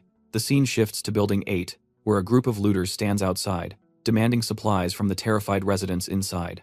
They shout threats, assuring everyone that if they surrender their resources, they'll be spared. But deep down, everyone knows it's a lie. Inside the apartments, tension fills the air as our team debates whether they should give in. The fear is real, but Officer Lee quickly shuts down the idea, his voice firm. He reminds everyone that these looters are nothing more than animals. They won't keep their word. If they surrender, the men will be killed, and the women, well, they'll suffer a fate worse than death. The pressure is too much for one of the women, and she hesitantly suggests going outside to beg for mercy. But another woman immediately protests, refusing to become a plaything for those monsters. Before the argument can escalate, the gorilla stops them, silencing them both with a calm but commanding voice. There's no need to panic. Surrendering isn't an option. He assures them that they have a plan, and instructs them to guard the hallway, confident that the looters won't be able to break through. Meanwhile, outside, the gang leader watches the building with a smirk. He knows they're well armed, but his lackey isn't so sure. The guy voices his doubts, pointing out that forcing their way in won't be easy, especially since the survivors inside are armed and staying hidden, making an ambush even more difficult. But the leader only chuckles, his eyes gleaming with cunning. There's no need for brute force. Instead, he orders his men to cut off the water supply to the first-floor apartments. Smirking, he decides to wait and see how long they can hold out without it. As the looters set their plan into motion, Zhang Xiaoyang stands nearby, watching them carefully. Beside him, little Shuai looks up and innocently asks if these men are bad people. Xiaoyang can't help but find the irony in the question, especially coming from Shuai, the same kid who just took down 3 grown men with nothing but a dagger. Xiaoyang reminds him that these are the same kind of people who bullied his mother, and that's exactly why they need to be dealt with. Back inside, Officer Lee takes charge, instructing everyone to guard the stairs and stay hidden. He plans to check things out himself. Moving cautiously, he creeps over to the window and sneaks a glance outside. 7 looters, all armed, 3 of them carrying guns. Just as he processes the situation, a sudden loud bang echoes through the air, catching him off guard. His heart pounds in his chest as the rest of the group freezes, confusion and fear spreading through them. No one knows what just happened. As the chaos unfolds, bullets tear through the air, ripping apart the thugs. One of their men goes down, and the rest are left clueless, frantically looking around to figure out who's attacking them. That's when Brother Lee spots Zhang Xiaoyang, gun in hand, steadily making his way forward. Without hesitation, Xiaoyang opens fire again. A single shot lands right between the eyes of one of the goons, dropping him instantly. As the remaining thugs spot him standing in the middle of their circle, they panic and start firing their pistols wildly. But the boy just keeps walking, completely unfazed. Not a single bullet even grazes him, and that only makes him smirk. Watching their sloppy aim, he can't help but find their attempts laughable. Raising his gun, Xiaoyang takes aim at the leader hiding behind a concrete block, but his bullets only manage to chip away at the surface. Frustrated, the boss barks at his lackey to stop messing around and fire back properly. One of the thugs, finally gathering his courage, stands up with determination, ready to take Xiaoyang down himself. But before he could do anything, Xiaoyang smoothly adjusts his aim, and, with just a couple of shots, blows the guy's head off. The leader, still crouched behind the block, sneers. In his mind, Xiaoyang must be out of bullets by now. Feeling smug, he decides it's his turn. raising his gun to fire. But Xiaoyang meets his gaze with a cold, unwavering stare, standing tall without a hint of fear. The moment the thug pulls the trigger, Zhang Xiaoyang moves with lightning speed, effortlessly dodging the shot. Before the thug can react, Xiaoyang grabs his arm, the one holding the gun, and, in a swift motion, turns it upward, pressing the barrel right under his neck. Without a second thought, he pulls the trigger, sending a bullet straight through the thug's skull. Just like that, the entire squad of criminals is taken care of. Without wasting a moment, Xiaoyang rummages through the leader's dead body, searching for anything useful. Once he's done, he steps into the building, only to be greeted by the last remaining goons of the squad. Desperation fuels them as they charge at him. But Zhang Xiaoyang doesn't even flinch. He stays rooted in place, calm and collected. The silence is shattered by 3 crisp gunshots, each perfectly placed, dropping the thugs one after another.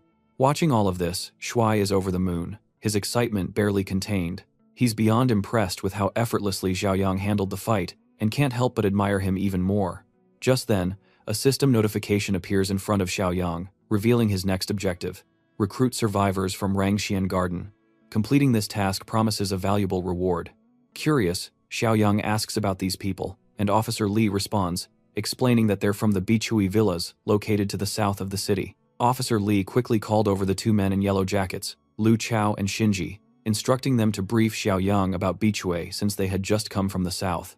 Without hesitation, the 2 men shared what they knew. The people in Bichui weren't just survivors, they were an organized gang, well-armed and well-supplied, holed up in Bichui villas. They had taken in nearly all the survivors from the southern regions.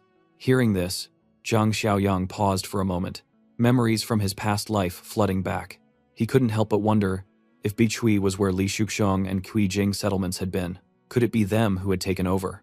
He turned to Lu Chao and Shinji, asking if they meant that Bichui was the only settlement left in the south. One of the men nodded, explaining that it hadn't always been this way.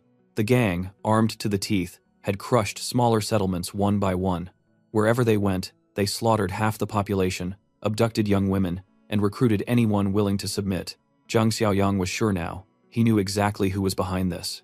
Officer Li, noticing his certainty, asked what he meant. Without hesitation, Xiaoyang pointed out that the 3 guys they had just taken down were carrying handguns, which meant there were likely more of them out there. He told the men to hold onto the guns and check for extra magazines.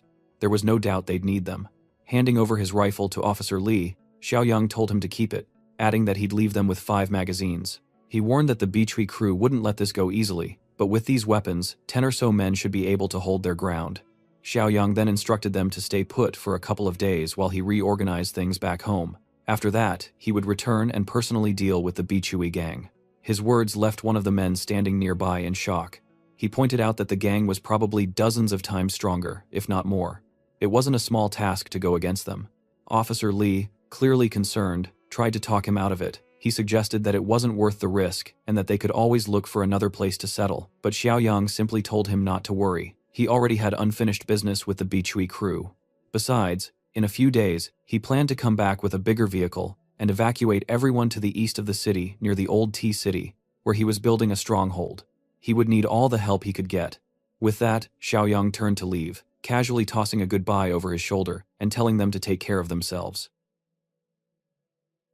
At the Bichui mountain base, zombie bodies were hanging like grim decorations. Inside, Li Shuxiong was attending a meeting held around a table. A man wearing glasses, Chief Lin, questioned Li Shuxiong on whether he had fixed the supply issue yet. Shuxiong answered that he had dispatched people to handle the situation and expected them back shortly. Another member named Kai noted that many allies were staying in their mansion, and they could not simply raid the entertainment district to get supplies. Li Shuxiong clarified that everyone was in the same situation, and he had already sent his team to collect all the people and goods. However, Lin asked if he had truly failed the only task he had been assigned so far. Li Shuxiong attempted to reassure him, stating that everything would work out perfectly this time. Later on, Li Shuxiong asked about the location of his subordinates since the group had not returned. One man explained that a reinforcement squad had been sent an hour prior to investigate, but they had also failed to return. They had all been killed. Li Shuxiong was stunned to hear they were killed by regular civilians at Rangxiang Garden and could not grasp how that many armed men had failed. Consequently, he ordered a gathering of everyone,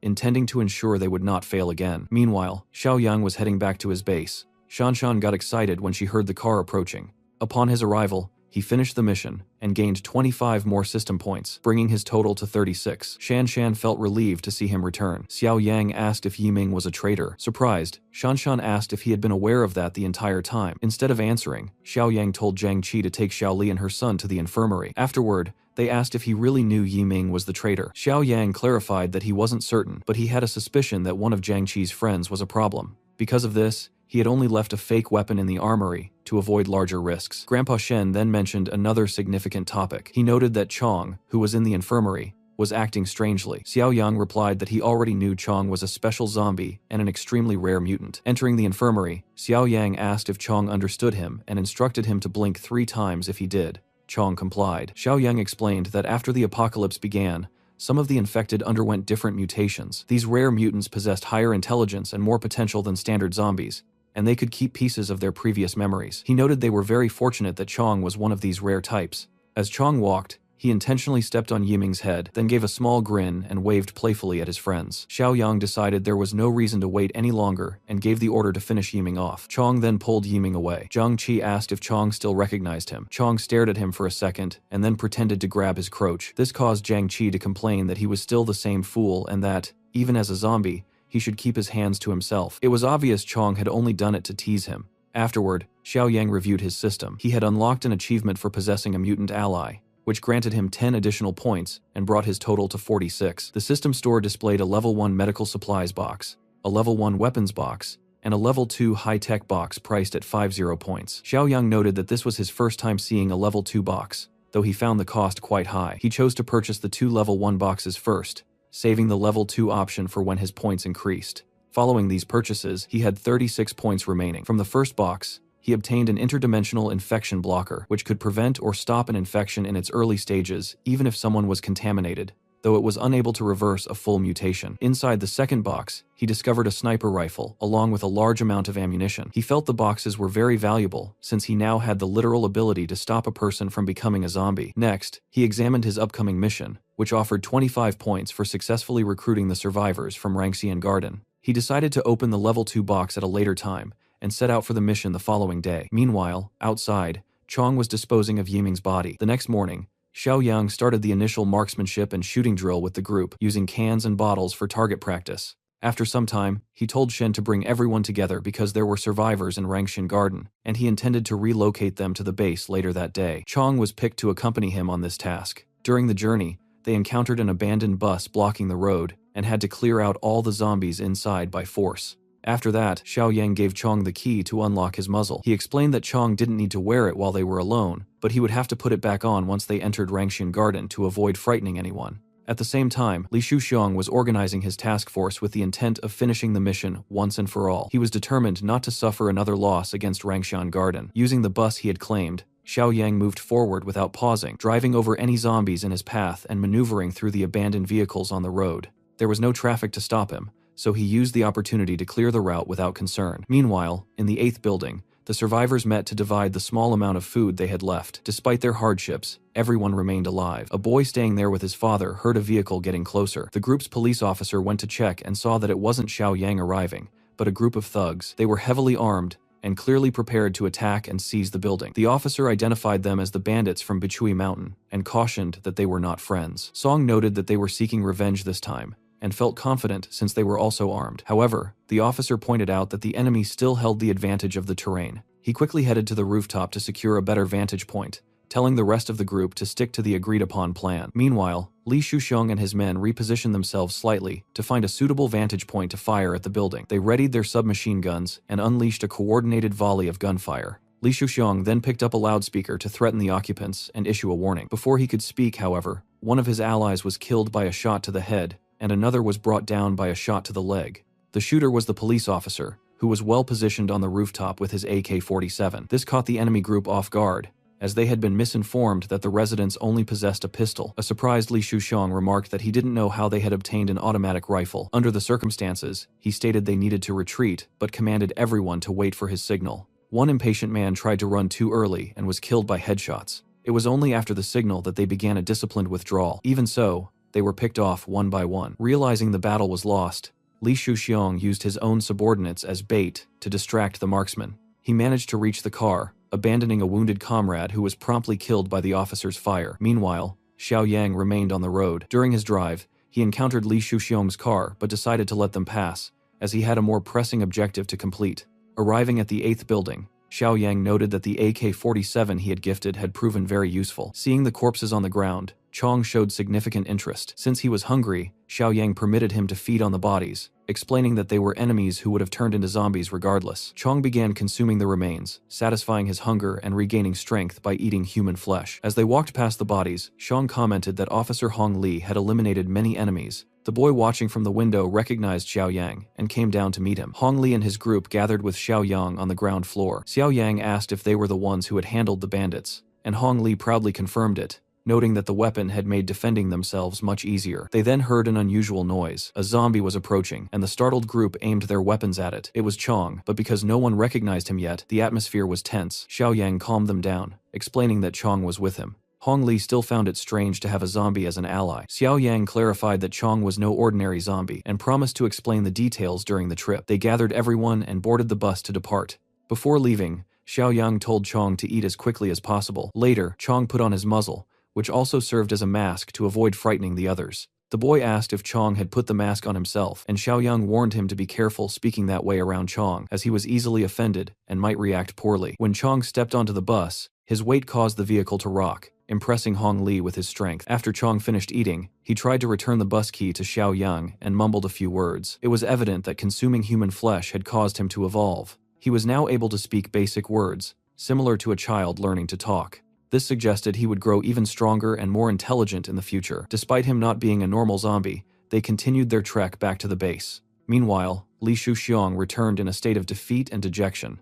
Back at the base, he was severely reprimanded for failing once again. He attempted to defend himself by saying he didn't know the enemies possessed an automatic rifle, but Chief Lin did not believe him. When Lin questioned how peasants could obtain such a weapon, Li Shuxiong suggested they send someone to verify it themselves. At that moment, Kai knocked him down with a kick and threw him out of the room, calling him a failure. As Li Shuxiong departed, another member remarked that Kai only wanted to smash Fatty's girlfriend. Kai denied this sarcastically in his own defense. The boss told everyone to settle down, stating they would find the right time to handle the situation. Overhearing this, Li Shuxiong was furious. Later at his home, he began breaking things in a fit of rage. His gold digger plastic girlfriend tried to calm him, urging him to control himself, but Li Shuxiong was resolute. He told her not to pack anything because they were abandoning the place. Deeming it too unsafe, he planned to flee and ordered that the remaining survivors be gathered to escape at midnight. Meanwhile, the bus carrying the survivors from Rangxian Garden pulled into Xiao Yang's base. By recruiting the 5 individuals from the garden, Xiao Yang fulfilled his mission, but since he brought a total of 8 survivors, he secured 5 bonus points. This brought his system total to 66 points. He then informed Chong that they would be heading to the southern part of the city the following night. Hong Li questioned why they would venture into such a perilous area, and Xiao Yang clarified that he had unresolved matters to settle with the people from Beechway Mountain Villa. Later, while in his room, Xiao Yang consulted his system once more, prepared to purchase the final level 2 high-tech crate. He spent 50 points on the crate, leaving him with 16 points remaining, and hoped the investment would be worthwhile. Upon opening it, he discovered a physical enhancement serum plus 20. He was struck by how valuable such an item was for a level 2 crate. After applying the serum, his physical attribute climbed to 33 points, making him more than 6 times stronger than a typical human. His reflexes improved so significantly that he was able to catch an insect out of the air without effort. Afterward, Xiao Yang prepared to board the bus for his next expedition to handle the remaining issues. While practicing with his weapons, Hong Li noticed him leaving and asked if he could assist in any way. Xiao Yang suggested that he stay to guard the base, noting that Hong Li was a skilled marksman who could also train the other survivors. Hong Li agreed, noting that training was his specialty. With that, Xiao Yang and Chong departed on the bus for their mission. In the meantime, at the Beechway base, Li Shuxiong attempted to flee with his group under the cover of night. However, they were immediately intercepted by a car carrying Chief Dongshu. Dongshu questioned where he thought he was going, and Li Shuxiong tried to lie, claiming he was simply on his way to Rangxian Garden to finish a mission. To expose the lie, Dongshu ordered the truth to be shown, and his men threw the corpse of one of Li Shuxiong's messengers directly in front of him. When one of Li Shuxiong's subordinates tried to intervene by claiming the man was a friend, a nervous Li Shuxiong punched him and insisted he had never seen the man before. Dongshu and his men then opened fire, killing all of Li Shuxiong's subordinates and leaving only Li Shuxiong alive. Cruelly, Dongshu mentioned that someone in the car had a very loose mouth. At that moment, Li Shuxiong realized that Kui Jing had betrayed him by telling them everything. He became enraged, questioning how she could do such a thing. Kai wanted to know what to do with Li Shuxiong,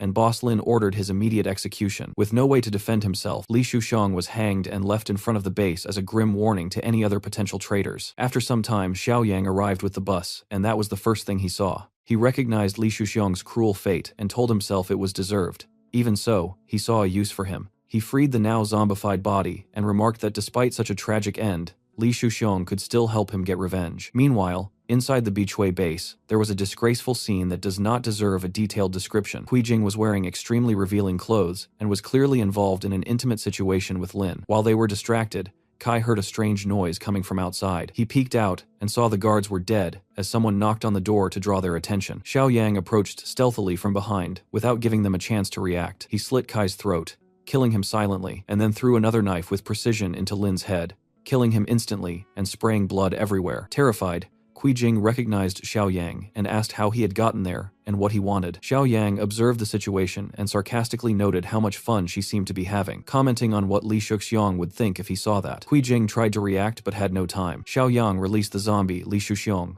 who completely ignored his former ally and went straight for Hui Jing, who was now tied up and unable to resist. She died in a miserable and cruel way, devoured by the one she had betrayed. Later, Xiaoyang instructed Chong to feed on the bodies scattered throughout the base. Meanwhile, with his new superhuman senses, Xiaoyang heard something coming from a nearby building. They were the voices of hostages being threatened by the bandits. One said a child would be perfect as meat, but the boss, an obese man, disagreed, saying she was too skinny and suggested taking another chubbier boy. The child was torn from her mother's arms while she begged for mercy, crying and pleading for them to spare her son. In the midst of that horror, they heard a loud crash outside. The boss thought it was the sound of a shotgun, but another reminded him only he had such a weapon. Just as the child was handed back to her mother, the door slowly opened.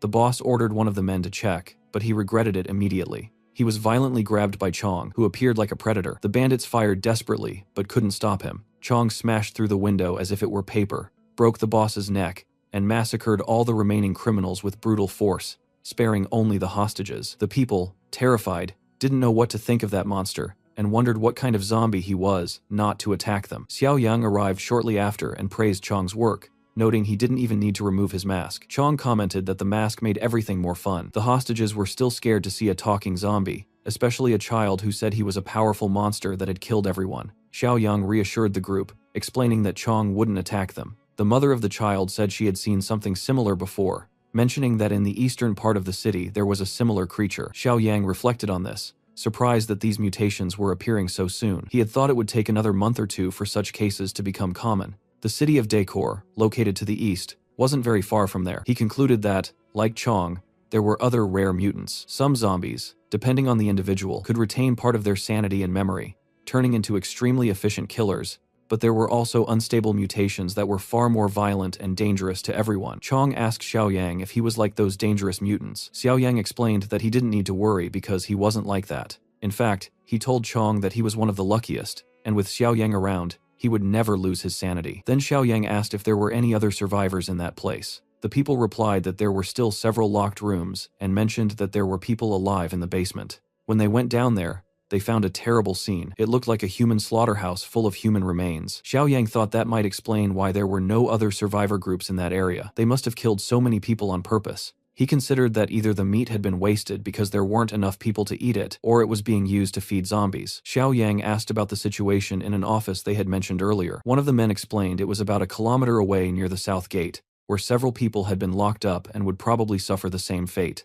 That was when Xiaoyang received a new mission from the system called Utopia Subpar. The goal was to expand and improve the community, aiming for the highest score possible. At that moment, he had only 2 progress points, and would earn 20 system points upon completing the objective, in addition to the 36 he already had. At the sales office previously mentioned, the guards heard the sound of gunfire coming from the north gate. Before long, Chong appeared and eliminated all the enemies without any difficulty. The women being held as hostages in a ruined room were terrified by the shots and the sounds of the door being forced open. When they finally saw it was Xiaoyang, they were relieved as he allowed them all to leave. Soon, a line of survivors followed behind Xiaoyang as they moved through the destroyed area filled with corpses. The people remained shaken by the experience. One of the women asked if he was truly offering them a safe place to stay. Xiaoyang confirmed that he was, though he explained that everyone would be required to work. The survivors agreed immediately, appearing excited at the prospect of a secure shelter. Xiaoyang encouraged them not to waste time, and everyone boarded the bus to head toward the base. When they arrived,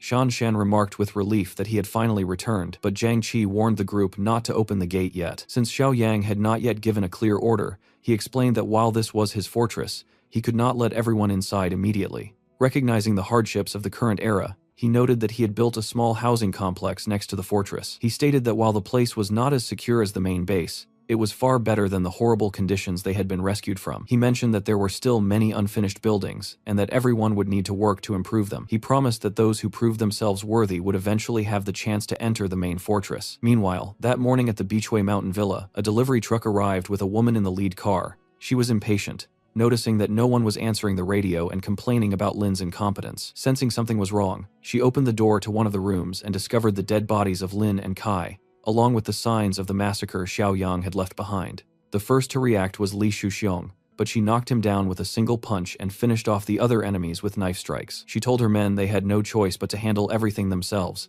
declaring that anyone who broke the rules would die. As they walked through the village, they saw the trail of destruction and numerous scattered corpses. A subordinate remarked to Rui that no one was left alive. Even so, they noticed there was still enough meat stored at the base, and Rui ordered them to load it all into the truck. While doing this, she noticed something that worried her even more: fresh tire tracks on the ground, which were clear evidence of who had been there. Meanwhile, Xiao Yang was analyzing his new mission to expand the community. It was a type of goal he had never seen before, requiring him to accumulate the highest possible score, with population growth being essential for survival. He reflected on the fact that the land was fertile, and thought about how even the work of his arrogant enemies had helped prepare it. Recalling the matter of the rare mutants, Xiao Yang went to the shelter where the new survivors were gathered.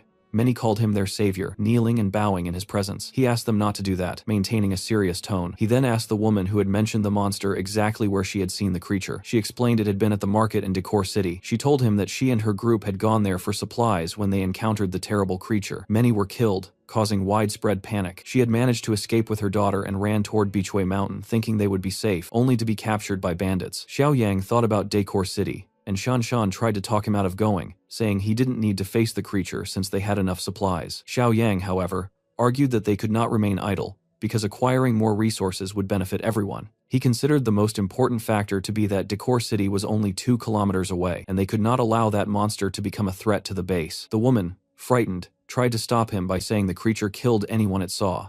Xiao Yang confidently replied that he knew what he was doing. He asked Jiang Qi to call Chong because they were going to visit the city to solve the problem. In Decor City, another group of survivors gathered inside an old real estate office. Among them, an arrogant man argued with a secretary about searching for supplies in a nearby supermarket. The manager, who knew the area, believed there might still be items there, though another man was more pessimistic, suggesting it had likely been looted already. The secretary tried to keep the group hopeful, reminding them that even looted markets usually have something useful left behind. When they finally entered the supermarket, they found a dark and eerie environment. They managed to find some supplies, though they were few. Soon, a strange sound emerged from the darkness. A small horde of zombies appeared, and was eliminated with some effort by the survivors, who found the setting very unsettling. They decided to quickly grab what they could and leave. However, deep in the shadows, a silent mutant watched them, waiting for the right moment to strike. While the survivors gathered goods, the secretary lay down on an old bed to rest, suggesting they could turn the place into an improvised base. Outside, the manager and another man smoked and discussed the plan. One asked if it was safe to stay, but the manager admitted he wasn't sure. The group analyzed the mall and noticed its many entrances and exits made it difficult to defend. They also knew a place with so many supplies would attract other survivors. As he explained this, one of the men was suddenly caught off guard when a blade sliced through his throat. The attack came from a mutant who killed him, remarking that fresh meat was the best. One survivor tried to flee, screaming for help, but only managed a few steps before being cut in half. The others panicked and ran in fear, but the mutant warned that no one would escape. One by one, they were all killed brutally. The secretary got closest to the door, running with all her hope, but something reached her. It was Chong, who completely ignored her and kept going. Then Xiao Yang appeared and tried to calm her, telling her not to be afraid. The secretary recognized him as the boy who had bought that piece of land, and he remembered her as well. Her name was Ning Wan Wan, and she had sold him the land. She confirmed this, but warned that they needed to run because of a monster or ghost in the building. Xiao Yang, however, said everything was fine, and assured her the monster would soon be eliminated. When Ning Wan Wan looked to the side, she was shocked to see Chong fighting the large mutant. Chong defended himself easily, even against heavy attacks. The mutant asked if he intended to handle the fight alone, and Chong replied that he would try. Holding his opponent firmly, Chong pushed him away with surprising force. The furious mutant remarked that there was another one like Chong, and that this would be fun. He showed he was faster and stronger, explaining that eating several bodies had accelerated his evolution. Even so, he did not expect Chong's blows to be so heavy. After taking a punch, he was thrown against the concrete and admitted Chong was strong, only to immediately receive a kick to the head. The mutant managed to dodge at the last second, and clinging to the ceiling, declared that the power he had accumulated from eating so much was finally becoming useful. He then underwent another transformation, becoming even more dangerous. Chong and the mutant began trading blows at impressive speed. Xiaoyang watched the fight and remarked that Chong was in trouble, recognizing the enemy's power. Xiaoyang thought the trip was worth it, as the creature would only become more dangerous if not killed now. Without hesitation, Xiaoyang pulled an AK-47 from his inventory, which surprised Wan, who didn't understand how he made a gun appear from nowhere. Xiaoyang asked Chong to hold the mutant for a moment, promising it wouldn't take long.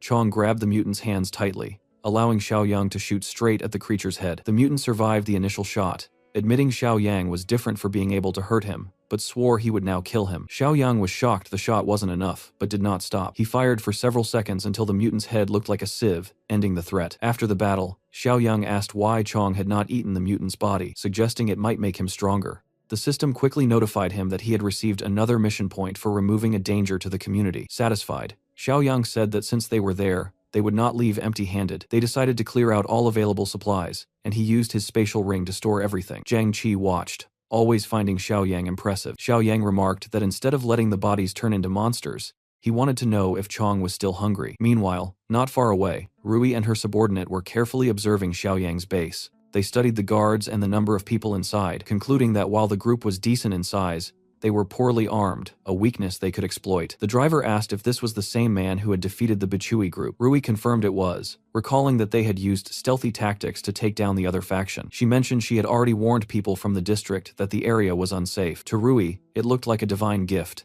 a new location to turn into her own base. Her companion even joked that he almost felt guilty. When the driver asked if the plan was to attack immediately, Rui was clear that they would not. They would return to plan better, regroup, and bring heavier weapons to attack with everything they had. Meanwhile, Xiaoyang and his group were heading back to their base. Wan asked if the place was truly as good as described. Jiang Qi confirmed it was, mentioning they even had hot showers. Wan became excited at the idea, but Xiaoyang quickly noticed something strange. Seeing people approaching, he told everyone to arm themselves, and Jiang pulled out his machine gun. As one car passed the other, Xiaoyang stared at Rui and received a new mission from the system called Nemesis Villain Volume 1. He needed to resist the enemy invasion to earn 50 system points. Xiang wondered if that woman was planning to invade his base. Later, Xiaoyang spoke with Shan, asking if she had seen anything suspicious that day. She mentioned seeing a car in the distance without knowing its direction, and asked if he had noticed anything strange. Xiaoyang suggested they ask Grandpa Shen to call everyone for a meeting, because they had an important announcement.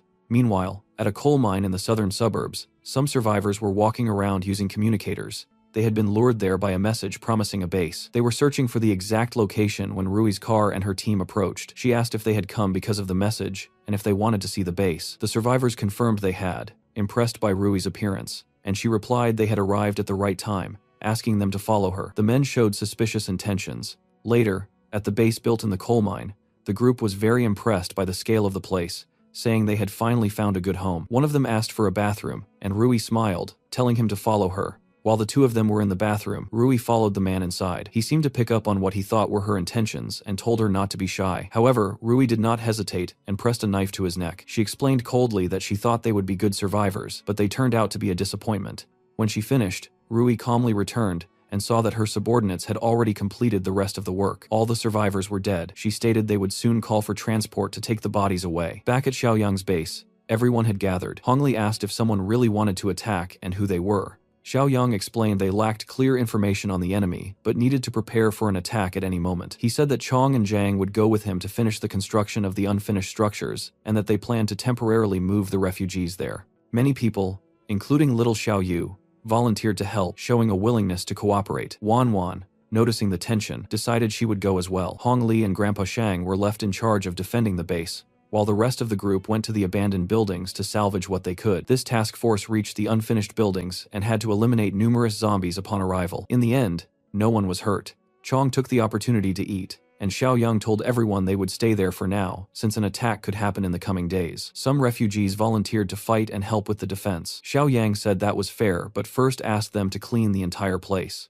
He explained that he would later send weapons and ammunition, and that everyone must follow orders and communicate via radio. Meanwhile, Rui was busy preparing all of her weaponry for the upcoming assault. During this time, it was revealed that she also had a mutant within her own forces. She informed her group that they needed to take the attack very seriously, because the people at that base had completely wiped out the village. One of the men questioned who exactly had performed that feat. Rui replied that it was a group located in the eastern suburbs, and announced that they would begin the attack the following morning. Throughout the night, Xiao Yang was checking his system. He had accumulated 46 points. He considered what he could buy and decided to purchase the Level 2 Awakened Powers box for 25 points, along with the Level 2 Post-Apocalyptic Farmers box and the Level 1 Supplies box. He bought them all at once since he had enough points. In the Awakened Powers box, Xiao Yang gained the Physical Strength Overload ability, which was capable of increasing all his stats by 25% for a limited time. However, once the effect wore off, he would be temporarily weakened. He calculated that with his current 33 strength points,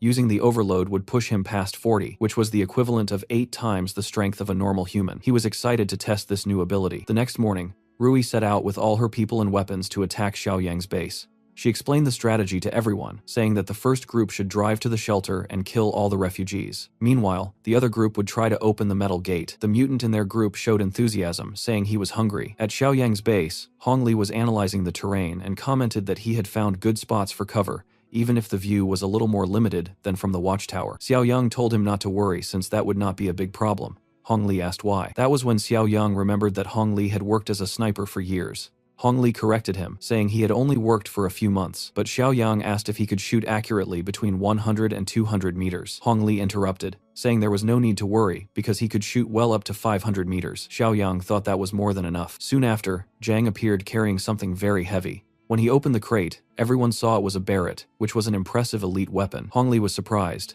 saying he was not even sure he should be touching something of that level. Xiao Yang said he could use it, but warned they only had 2 magazines, meaning 10 bullets in total. Even so, Hong Li was thrilled with the weapon. Xiao Yang then asked Zhang if the rest of the people were ready. If they were, they should put everyone on alert since the enemy could arrive at any moment. Later, Shan Shan noticed something different on the horizon. Hong Li said he saw it too, and thought it was probably the enemy. At the same time, one of Rui's subordinates noticed that the refugees who should have been in that area were gone. He suggested they might have been eaten by zombies. The driver asked if they should stop the car to check, but Rui was direct, saying no. She ordered them to go even faster, explaining that if the enemy saw them approaching at high speed, it would make the attack harder to contain. All of Rui's units advanced together. On the other side, Shan Shan confirmed they were enemies and told everyone to open fire. Rui's group's vehicles were hit along with the drivers, who died in the shootout. The first car to lose its driver ended up exploding in the distance. Rui questioned how they had been spotted so easily. Even though she was irritated, she ordered everyone to keep advancing until they reached the wall of the enemy base. That was the moment for the mutant to use his large saw to try to cut through the steel gate. Inside the fortress, Shan Shan warned everyone there was someone trying to break the gate. They needed to shoot, but the people on the street were already ready to fight back. Amid the gunfire, even Kai ended up getting shot in the shoulder, and Zhang warned everyone to be careful, even recognizing the enemy was well armed. One of the men in the base said not to be afraid because they had enough ammo. Meanwhile, the gate kept being cut. Xiao Yang told everyone to relax, saying he had a plan to deal with it, and ran to another part of the base. In the street, one of Rui's subordinates commented that they had already used up half their ammo. Then was when the mutant finally managed to open the gate with the saw. Everyone ran to provide cover, while Rui looked curious to see how they would handle the mutant. She ordered everyone to rush in at the same time, while the mutant pushed the gate open. Inside the base, Xiao Yang signaled to Hong Li to wait for his command, explaining that he wanted him to aim at the biggest enemy, and that he needed to eliminate him with the next shot. The survivors were terrified when they saw the mutant enter. Normal bullets did not penetrate its flesh, which also regenerated quickly with each hit. Watching this, Rui sarcastically commented that they seemed shocked because it was the first time they had seen an evolved mutant. Xiao Yang explained to Hong Li that normal weapons would not work, but his would. With just one shot from the Barrett, he blew off not just the mutant's head, but also part of its neck and torso. Rui was completely shocked to see that, and wondered if they really had weapons of that caliber. At that moment, Xiao Yang appeared, firing his AK at the attackers and completely pinning them down. The enemies tried to flee to their vehicles. Rui, furious, cursed Xiao Yang as, "that damn kid," and even threw one of her own subordinates in front of the bullets to escape, tossing his body forcefully. Even so, Xiao Yang managed to dodge the attacks, and told Hong Li she was trying to get away. Hong Li fired again, and hit Rui's leg, causing her to fall to the ground. Although he considered the shot a mistake for not killing her, She was pulled into the car by her men and managed to escape even though she was badly wounded. Xiaoyang said it was fine because they would get their revenge later. The mission Nemesis Villain Volume 1 was completed successfully. He had repelled the invaders and received 50 reward points from the system. The mission to expand the community was also helped by the victory, as he gained morale among his members, earning 2 more points. In total, he now had 76 system points. Next, he received the new mission, Nemesis Villain Volume 2, which required attacking the enemy base and eliminating the cannibals to receive another 50 points. Even so, he reassured the group by saying he knew exactly where the enemies had gone.